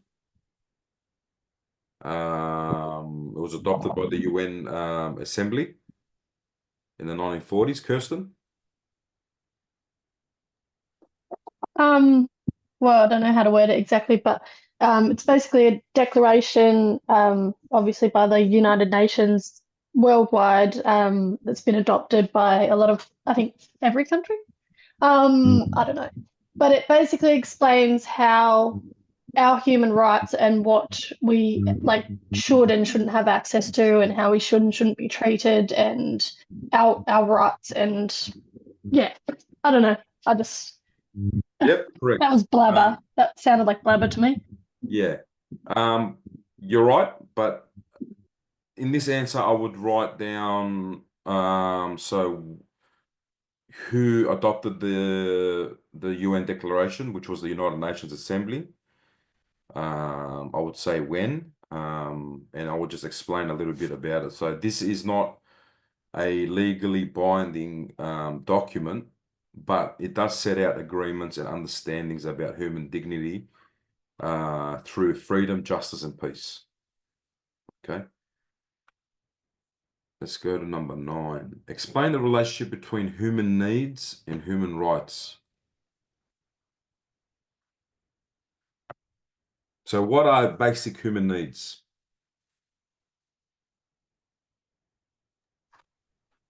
Human needs. Food, shelter. Food, shelter, clothing. Perfect. Health. Yep. Health. So what about Education. what are human rights? Get medical Shelter. help. Sorry, Virginia? Get medical help. That is a right, yeah, but more generally speaking, Freedom. sorry? Freedom. Yeah, Of speech and religion. yeah, exactly. Education. So, yeah, so here I would explain a little bit about what basic human needs are, which include food, shelter, and warmth, like Rabbit shared. And then I would talk about human rights. So human rights require that all people have equal rights to have their holistic human needs met, like healthcare, the right for healthcare, education, things like that. Religion, freedom of religion. Yeah.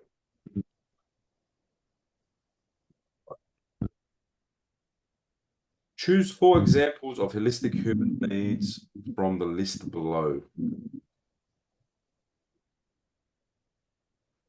Choose 4 examples of holistic human needs from the list below. So which out of these 4 do you Be think free are from abuse, harassment, and harm. Yeah. where's that one? Third from the bottom. Yes, definitely. That's one. Amy? Practice a religion or spiritual activities beyond or no? Perfect. Yes. Definitely practice a religion or spiritual activity. So we've got 2. Choosing their own friends. Yep. 3. One more. Individual interests. Yes. I don't know if it was Mel or Faith. Pursue individual interests. Yeah. I think you both might have said at the same time. All right. Number 11. The Australian Human Rights Commission outlines a legal and policy framework. Access the link there. Describe the international legal framework and what it protects. Okay. So you'll find that in that link there. Identify and briefly describe the 2 regulatory acts that workplaces must adhere to or adhere to under our domestic legal framework for human rights. Workplaces must adhere to under our domestic legal framework for human rights. I know. Sorry? Just checking my notes, sorry. Oh, you're right. privacy. No. Yes, but I mean, let's think about bigger picture. So things like the Disability Discrimination Act, which makes it unlawful to discriminate against someone on the basis of the disability. Yeah. Another one could be the Fair Work Act of 2009 as well, which is specifically about workplaces. So that covers discrimination occurring to a person applying for a job, employee who has not started work, or employee at any time of the employment have an adverse action made against them by their boss. Sexual discrimination. Sorry? Sexual discrimination. Yeah, but you can't just write sexual discrimination. You've got to provide the actual legislation for this part. Okay, so which will fall under the Anti-Discrimination Act. Yeah, Anti-Discrimination Act or the Disability Discrimination Act. I think there's the Discrimination Act, or any of the other ones that we just went through. Kirsten? Oh, I just had a question about the specific, like the question says describe the two regulatory acts? Obviously, there's a lot of acts. So is this like outlined clearly in like a workbook or? It would be in your learning material. Yeah, yeah. Yeah. But one of them will be the Fair Work Act. Yeah, okay. And the other one possibly will be the one that I mentioned before, which was the Disability Discrimination Act, which covers people with disability in the workplace as well. Okay. Part C is provide 2 examples of how community services ensure human rights legislation is implemented. So would this come back to the policies and procedures where organisations interpret legislation into a language that us humans can understand? That's one example, yeah. So making sure that the human rights are at the center of policies and procedures. That's one example.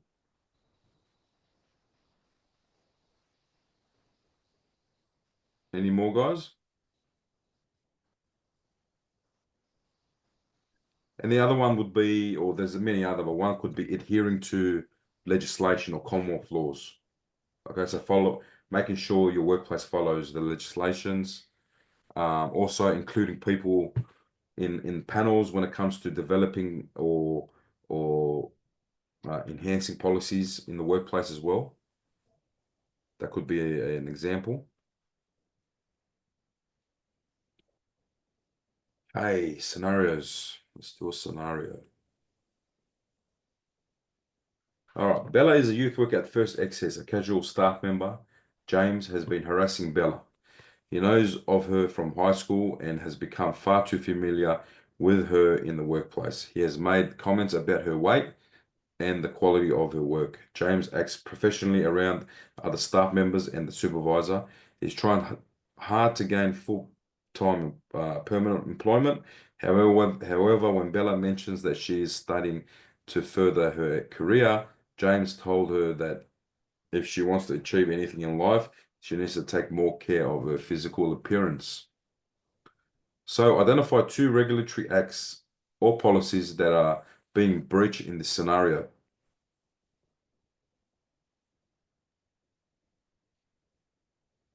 Anti-Discrimination Act. Yeah. Hang on. Let's be careful with this one. There's nothing in the Anti-Discrimination Act about weight. It needs to be things like gender, religion, race. It also says quality of her work. Does that enter into that? Yeah. Maybe human rights. Yeah, it does breach human rights, but we're specifically looking for acts. Virginia, did you have your hand up? Well, I had sex Fair discrimination. work, maybe. Sorry, Virginia, what'd you have? Sex discrimination. Yes, if it Because falls of under- her gender, yeah, and the way she looked, the appearance. Did she say something? Did he say something about her gender, or was it just about her weight? No, about the weight and the way that she appearance. Okay, yeah, it can fall under that. As long as that Sexual Discrimination Act covers workplaces as well. Just got to make sure it does. I don't know on top of my head. The Act does. The Act absolutely does. Yeah. But we need, so it's often misquoted though, as to what the Anti-Discrimination Act does protect against. It doesn't protect against physical dimensions of a human being. So for example, airlines can put a limit on the height and weight of staff, citing they must be able to reach the overhead baggage carriers, and they must be able to fit between the aisles to walk down the aisle. So you are allowed to discriminate on some measures, including intelligence, for example. You're allowed to discriminate for people based on intelligence. I'm not sure that weight would be covered by the Anti-Discrimination Act, though, so I'm curious to know what regulation might. Yeah. I know for a certainty it will be covered by Fair Work Act of 2009. Without even looking at it, it will cover it. Okay. And the Equal Opportunity Act as well. It will also be covered by bullying and harassment policies within that organisation. Mm-hmm. Yep. We hope Yes. so. Yeah, for sure. Yeah, I think it will be. And the code of ethics policy as well. If not, then the workplace is breaching their own policy, is breaching legislation by not covering them points as well. All right, so use the good practice guidelines for internal complaint process, humanrights.gov.au, to describe an effective complaint management process that Bella could follow if she wanted to formally lodge a complaint. Provide a step-by-step process. So from on top of your head, without looking at that now, what do you think step by steps? What do you think the first step would be, Kirsten? Well, I would probably, like I've had experience with this in my own workplace, I start taking notes and record keeping. Like it says James has been harassing her, I'd probably take notes of the incidents and when they've occurred, what comments he's said exactly, so that you can reference it, a date and a time and what has been said to you. Perfect. Take it to your supervisor. Yeah. Yeah. So step one, I think, would be what Kirsten said, which would be to document, keep record of all the instances of the allegation that she may have experienced. The next one then, Tony, I think you're right, would be to write a written complaint and to take it to the supervisor. And then after that, you just got to explain what the steps will be, what the steps the organization will take after that. But again, just make sure what you're writing aligns with that good practice guideline from the human rights as well, before you submit it. Okay. All right. In the following table, briefly describe each of the legal and ethical considerations, the importance for the community services sector, and a possible consequence for breach of each. Can anyone start us off with the first one? Standards of practice.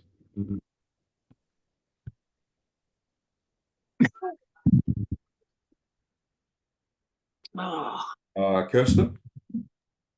That's a standard for practicing youth work. It's the standard that anyone working in that industry should meet, usually by like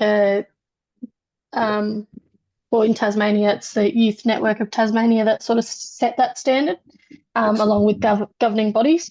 The importance for community service is to ensure like consistency of service across the board, wherever you are, whoever you're seeing, whatever you're seeking help for.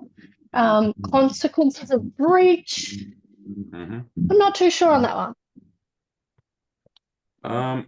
I guess there's like internal consequences such as like reputational damage, loss of customer service, loss of clientele. Reputational would probably be the biggest one. Yeah, and for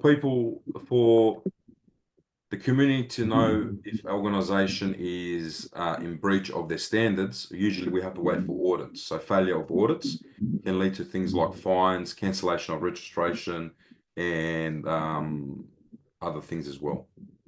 Very, very well done, Kirsten. Thank you. What about duty of care, guys? Anyone wants to go through duty of care? So is the legal obligation to ensure the safety and the well-being of the client? Yes, perfect. And the importance for community services?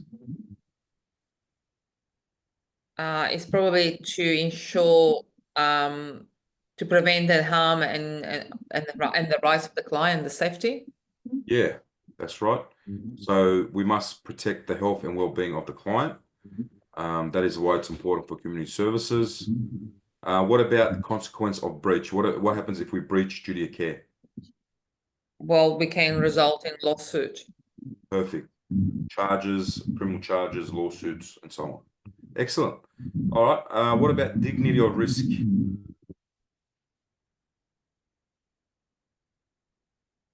Can anyone describe or define the dignity or risk?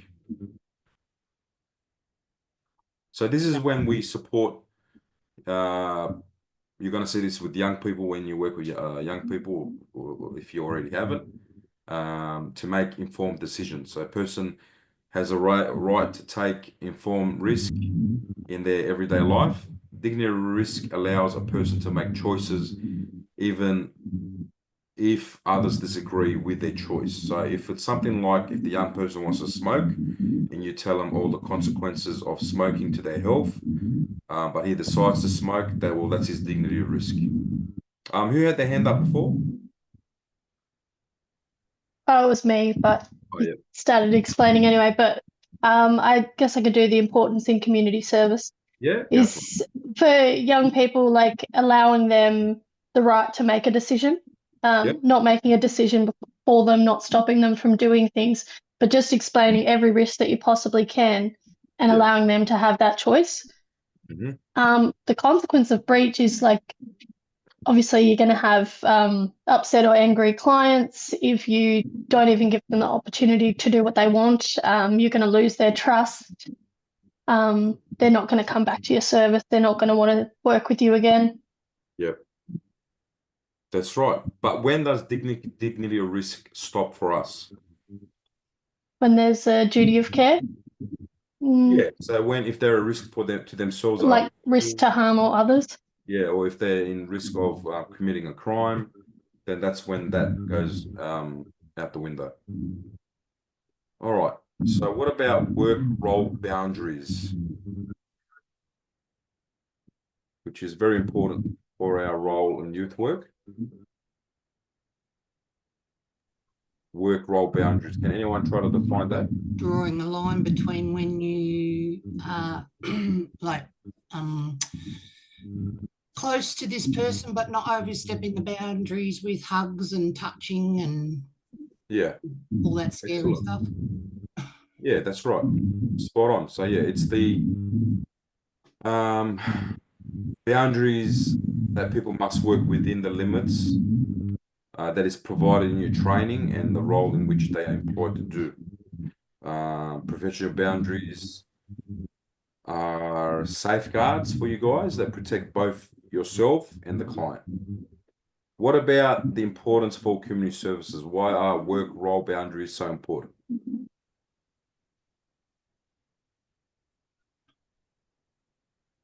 Protection. Yes. So a lot of times support workers often work unsupervised with vulnerable clients. Therefore, boundaries must be in place for your own protection and your own protection in terms of your job, pretty much. What about consequences of breach? What will happen if you breach for a boundary? Lose your job. Yep, you can lose your job. Lose your reputation. Yep, can be harmed. The client can be harmed. Yeah. Yeah. Excellent. All right, I'll leave the working with children with you guys. It's pretty straightforward. Let's go to 14. Scenario. So Theo comes into work excited. He announces, I have officially completed my diploma of community services. I never have to read or study again. Reflecting and improving is an important part of any work practice. Explain why Theo is incorrect in the above scenario.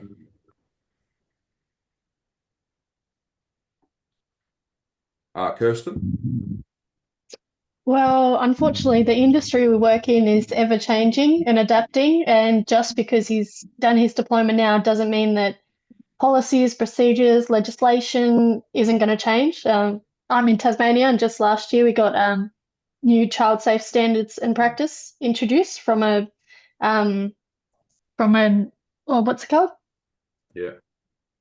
You know what I'm talking about. But things are ever changing. So no, it's not the last time he's ever going to have to read or study. He's going to have to do more learning to stay up to date and relevant with the information. Yes.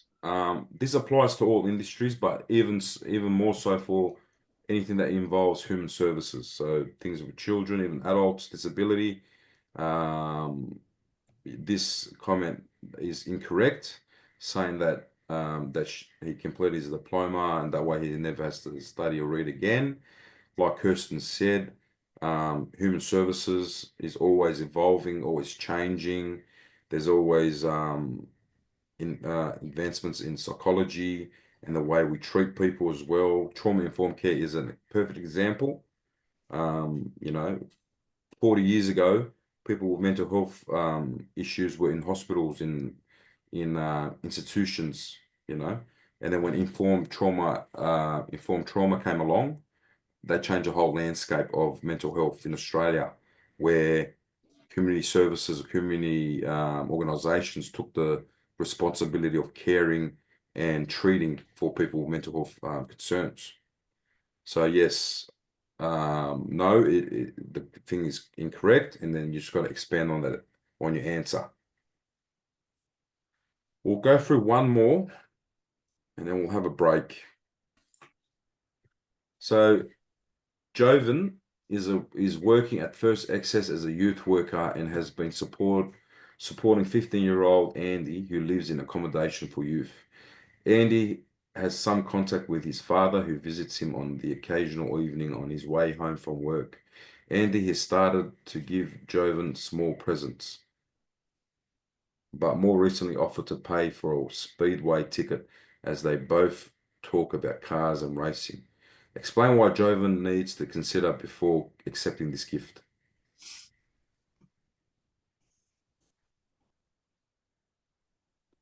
Peter? Conflict of interest. Yeah.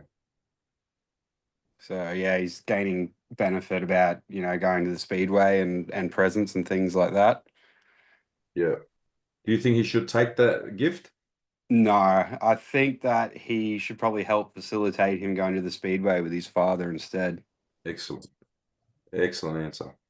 So yep, it is not ethical for him to accept that gift. He should, like you said, politely refuse receiving the speedway ticket, you know, or any future gifts, and yeah, redirect him to do something else with them tickets, like going with his son. Yeah. All right, Cherry. So you say not ethical. Is it not legal? Like, could something come back on that? I don't know if it's illegal. Okay. It probably is. Maybe I think it taxable. depends on business policies. Like we have a gift giving and receiving policy where I work. Yeah. So, Mhm. yeah. Yeah. So generally, especially in community services, there will be a receiving gifts and presents policy in the code of conduct. There will be a section for there where you're not allowed to receive anything, but I'm pretty sure it would be part of some legislation as well. Yeah. Thanks. All right. Okay, how many we've got there? 7 questions to go. All right, so we'll have a break, guys. I'll let you guys do this in your own time, the other ones. We'll have a 5. Yeah, we'll come back at 8:25 Sydney time, 8:25, and then I'll play you guys a role play. And I found one for this unit, so I'll play the one that I did with a learner for this unit a few months ago, and we'll call it a night. All right, so I'll see you guys at 8:25. Rihanna? Does this scenario sort of imply that Andy is asking to go with him to the speedway? Like, is that just assumed? No, I think he's just giving him a present. Yeah. Yeah. Okay. Yeah. All good. All right, I'll see you guys at 25.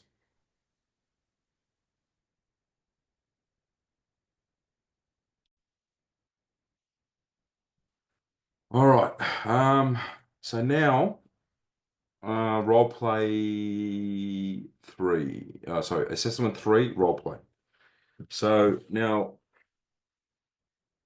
if you're going to do this assessment with your friends or other learners, you're going to need 2 other people to play the roles of Duca and Dia, and you will be playing the role of Estelle.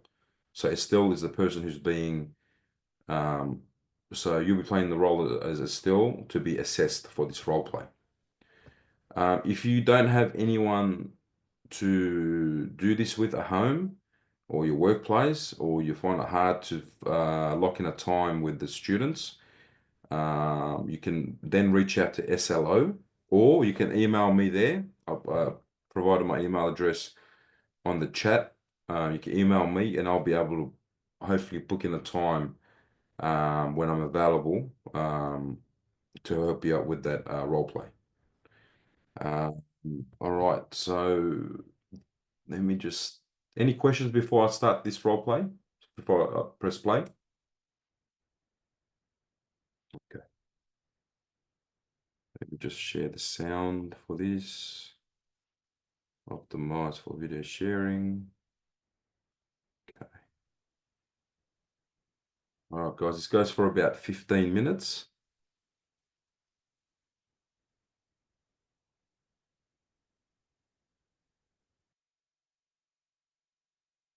Okay. Hello, my name is Gloria Felici.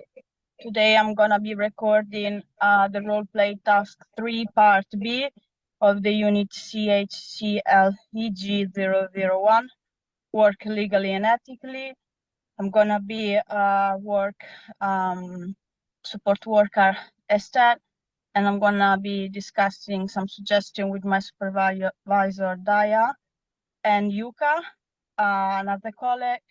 And yeah, let's start. Okay. Okay. Hello, Estelle. How are you? Thank you. Very good. Thank you very much to reach out to my mail and come to this meet and organize this meeting with Yuka and me. Really appreciate the attention. Awesome. So I've got Yuka next to me as well. So yeah, I've read your email, and I was very impressed on how you were showing the initiative. So we're here to support you and just to discuss your email and any ideas that you propose as well, and see what we can do to improve our operations.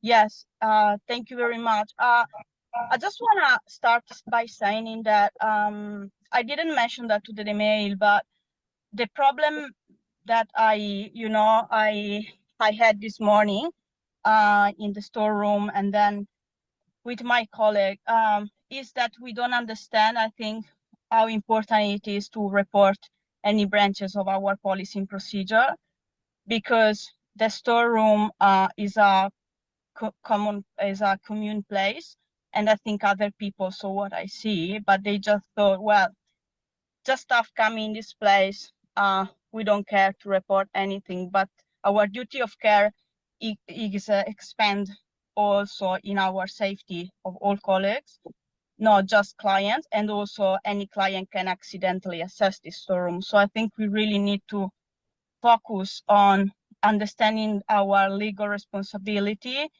on reporting any branches that can be on work health and safety, policy and procedure, but also in our code of conduct, so our ethical approach on making decision and resolve dilemma that are focused on respect our client rights.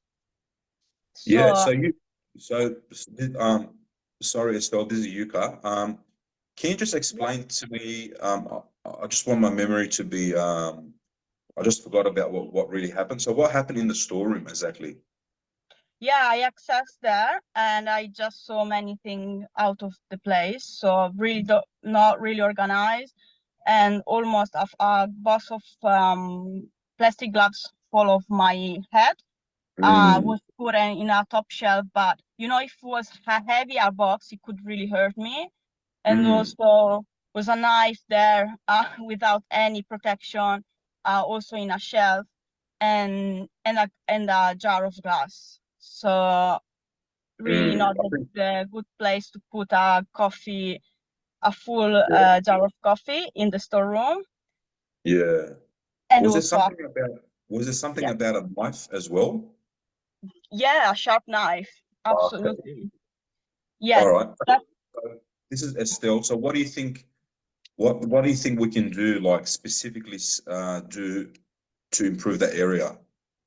So what I think we should do is actually talk with our work health and safety representative, Yeah. and someone of us work actually together, because we cannot just be separated. We need really to work as a team, report anything, and do meeting, or we can improve and give more specific instruction how to look after this area. And so actually write instruction how we can manage sharp object, what can be inside there, how to organize shelves. So lighter things in the top, heavier thing in the bottom, and nothing in the middle. And after procedure to write specific instruction, have meetings, regular meetings, to see how we actually follow in that, if we can improve it, but don't leave it there. Like, we need to follow up, because it was too many things wrong. And I think a good thing is just to put like a new instruction, new procedure on the door of the storeroom, so we are always in their eyes what is allowed inside and what not. Yeah, that's a great idea. So I think you've come up with some very good ideas about the safety of the storeroom and how we can make it a lot more safer for all the staff. I think what we need to do now is organise a meeting with the WHS committee as well, and just to discuss them plans. So it's all above board. What do you think about that? Yeah, great. I'm really happy to participate, honestly. Really believe that we all have responsibility on make the best safe place for all of us. So I'm really happy to Yeah. No, do awesome. So yeah, so now that we've covered that, the WHS issue, while you were trying to fix that problem, you heard one of your colleagues say something. Can you just explain to me? Yes, I pretty much I was in our workplace, and I hear pretty loudly our colleague to name one of our clients, and be very judgmental on what he should eat or not, because our client has got diabetes. And also she was mentioned about don't allow one of other clients, because she's got disability, so she's in a wheelchair, to don't access in our kitchen group session. But this is the problem. So I think we really need to brainstorm our ethical opinion, our besides our judgmental. So we all have different thought, but we actually have to create sensibility and empathy to to be careful what we say, because that is actually a big branch of privacy and confidentiality, and it's all in our procedure. And that is really, I think, a careless of probably training more meeting of talking about how important it is, dignity of risk of our client, privacy and confidentiality, but also accepting positive and negative feedback from all of us. So we have to be open on improve our sensibility, and we cannot talk at the phone and name a client specifically, and anyone could hear it. And yeah, if other client hear it, they feel unsafe, because my personal information, they promised me, gonna be protected and stored in a safe way. So I really think we all have our thought and judgment, but we have to brainstorm and develop our sensibility to make the good decision and do the right thing for our client. Okay, so this is Yuka. Yeah, I think Estelle, what you did with reporting what Sandra was doing was very brave, and also, yeah, it's a shame that I think there was two issues with what Sandra did. Number one was talking on the phone about confidential information about a client, and we still don't know who she was talking to about our client. And number two, the way she was talking about the client and everything she was saying was against the values of our organization. So we've got two problems that we've got to tackle. So we've got confidentiality and we've got the values of our organization. So I think in terms of dealing with Sandra, I think we'll leave that to the supervisor to care of, so that's been reported to them. But what do you think we can do to improve our confidentiality, number one? And then number two, what do you think we can do to improve the values of our organization? We really think we should be really strict on our I really think we should do more awareness first and talk how important it is, how this is actually connect to legislation, the Privacy Act. So it's not actually just us that we have this procedure, but it's linked to, it's got legal consequences. It's actually a big thing. So we have our clients got right of, be treated equality with respect and with no discrimination. And we have to really focus on be more on create more awareness and ask question if we don't know, if we didn't understand something, but especially report things and talk about it immediately so we can actually protect this. Do you think like posters and all that around the workplace would be a good idea with confidentiality? Sorry again, posters? Yeah, do you think if we put posters about confidentiality? Yes. Yes, we can put poster, we can do meeting. We have to always share the privacy confidentiality with client, but also with the family member to let them know that the client's got the right to don't share any medical information or whatever they want without any they consent with the family member. But for us as worker, we really should at this point do more meetings all together, and we can put a lot of poster everywhere, so we always have in the eyes if this is a weak point for us to understand. But really, talk about No, that's good. What about for the values? How are we gonna improve that in our workplace? What do you think we can do with that specifically?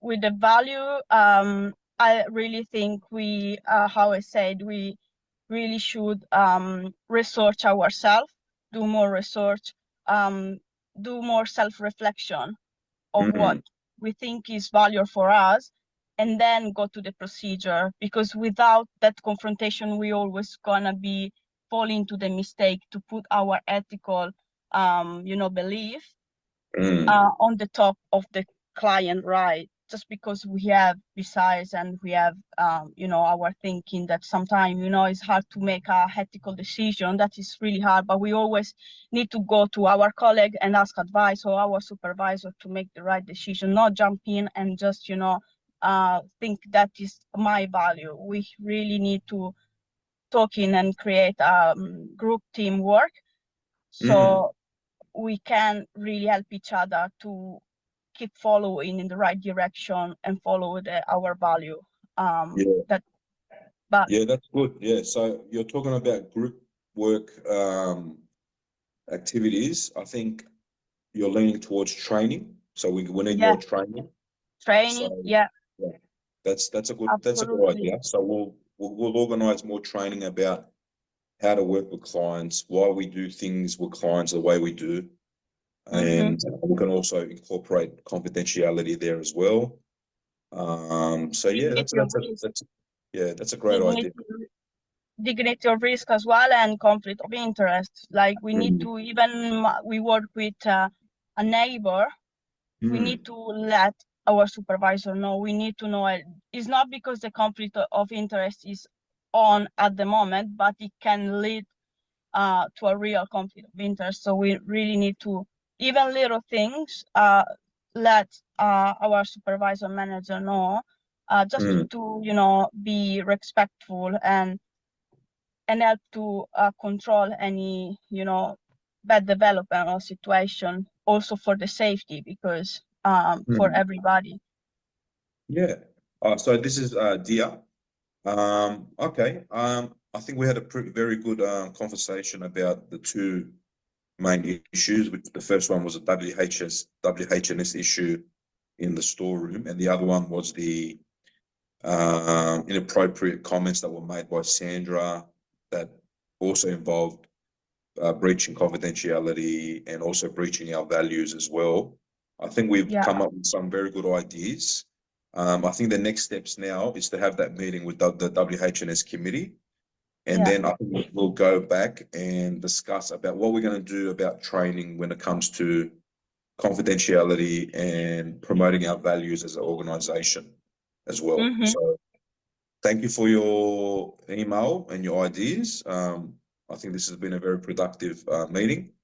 You got any other comments that you'd like to make?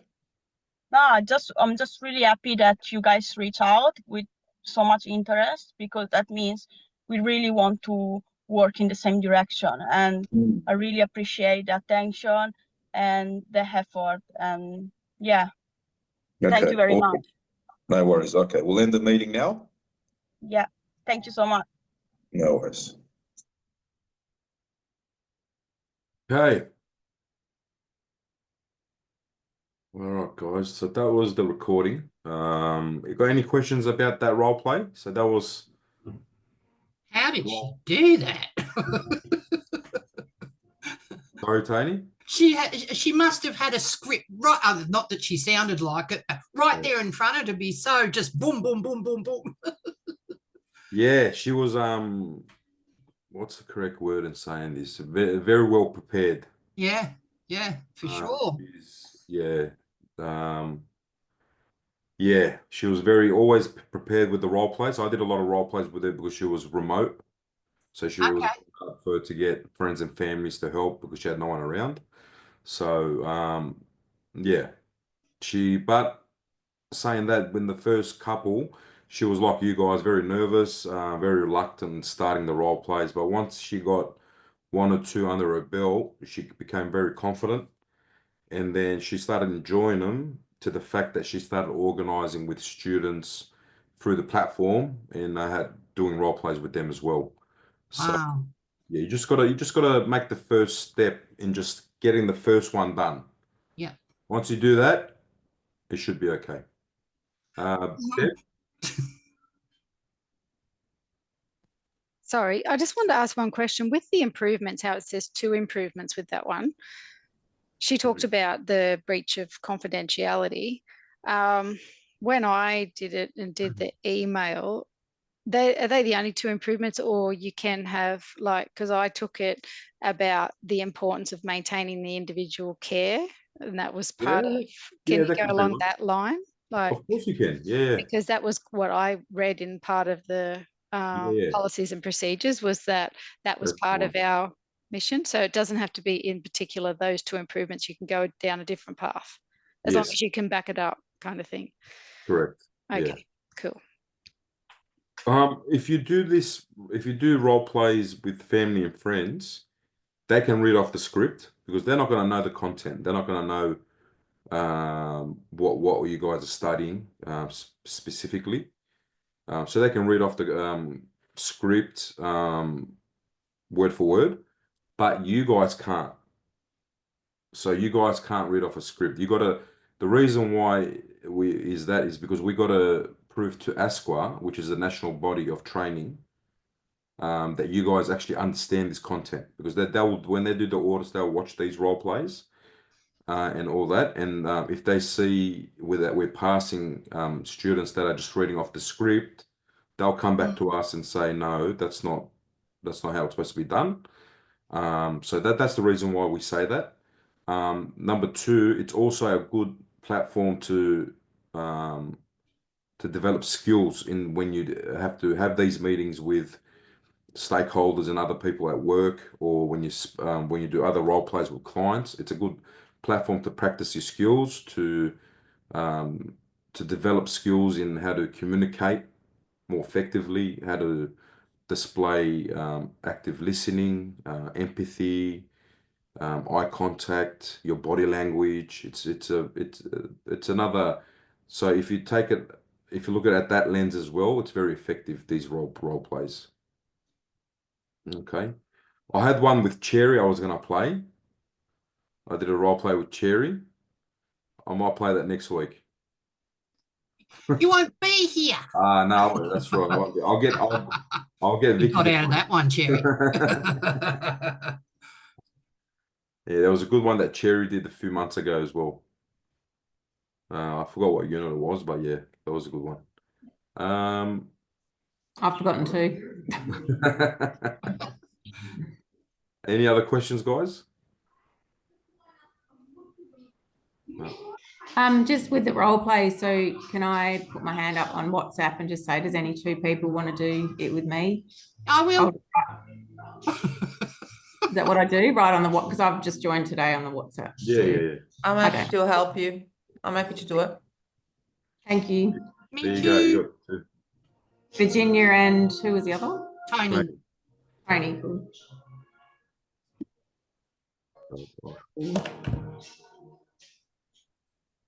I think Rabbit wouldn't mind joining in as well. Oh, can we have 4? Yep. Is that what you mean? 4 of us. You can if you want, but it will take a while because it's going to take Oh. about 10 minutes per role play. So Well, Rabbit, I don't know. Everyone else doesn't. Yeah, I was gonna discuss that with you, KN. Yeah, all right, yeah, that's Yeah, fine. because I live in a caravan. I'm trying to teach my dogs how to talk, so Yeah, they right. can do the role play with me. I think that's a good idea. Yeah, I've got a smart Jack Russell. I might be yeah. able to get him to do it. You give it a go, see what happens. Yeah. Yeah, just I think I emailed you back, Rabbit. Yeah, we'll organise a time. Copy that. Yep. Okay. Sorry, I can't see these hands raised. Jack? Super quickly, so I'm doing a role play for CHCLEG001. So that's one where you need 5 people total. Oh, yeah. Hypothetically, all 5 people haven't done it, and from memory, there's 3 scenes you need to do. Does that mean that, assuming that you're going to help everyone else, does that mean that you'll be doing 5 lots of 3 scenes? No. Can you remind me of that first scene? Was that like a argument between 2 clients or something? Yes. It was between a student, bear with me. I think I had this discussion or this chat with Virginia a while back.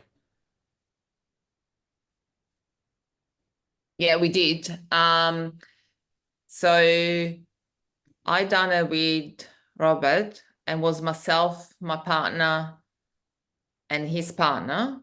Yeah. So, and when I was recording, Robert done the third person. So it was only 4 of us, but we were doing that way, and then we just changed it around. Yeah. And then the second part, sorry, that was the first and the second part. And then the third part, I done it with my partner. That's it. Yeah. Jack, was that CHCDAV? DIV001. 001. Role play 3? Task 3? Yes. Yeah, thank you. Okay, let's have a look.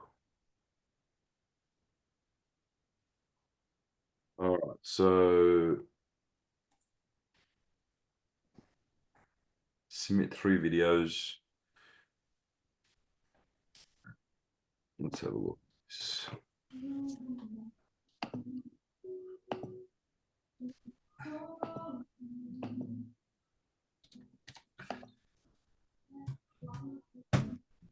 Okay, so you've got 5 roles there. The first scene is 2 male support workers, Peter and Yusuf. We have a situation. Yep. Debbie shouts at the Peter, Yusuf, enough is enough. You two, why can't you just be like the rest of us, for God's sake? That first scene, just do that scene 1 time. Jack, you there? Yeah, sorry, listening. Yep. So do that scene 1 time for the whole group, because you go all, because that's not, you're not really being assessed on that. So just do 1 generic scene on the first one, where all of you can use. The second scene, the student being assessed playing. So the second role and the third role, the third scene you'll have to do separately. So you'll have to do, all 5 of you will have to have a go at the second and the third one. Yeah, okay, beautiful. Yeah. It's so this one's gonna be time consuming, but yeah. Okay. All right. Any more questions, guys? No. No. So what we'll do, Deb, did you have another question? No, you're good? Okay, excellent. So I'm just going to end the recording now. So hopefully you guys all enjoyed. So you'll get tomorrow you'll get an email with 2 recordings, the pre-recording and the live session recording as well, with other links that we recommend you guys to watch as well about this unit.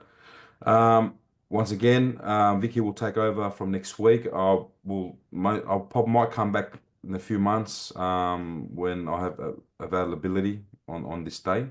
For the ones who've been with me for a few months, thank you, and I wish you all good luck with your obtaining your qualification. So if you need any assistance, please reach out to me, and I'll try to get back to you as soon as I can. Thank Okay? you. Thank All you, good. Cayenne. Thank you. Bye. Thank you. Bye. Thank you. Bye. Bye, Cayenne. Take care. Thank you, Tony. You too. Stay Thank you. safe. Bye. Bye.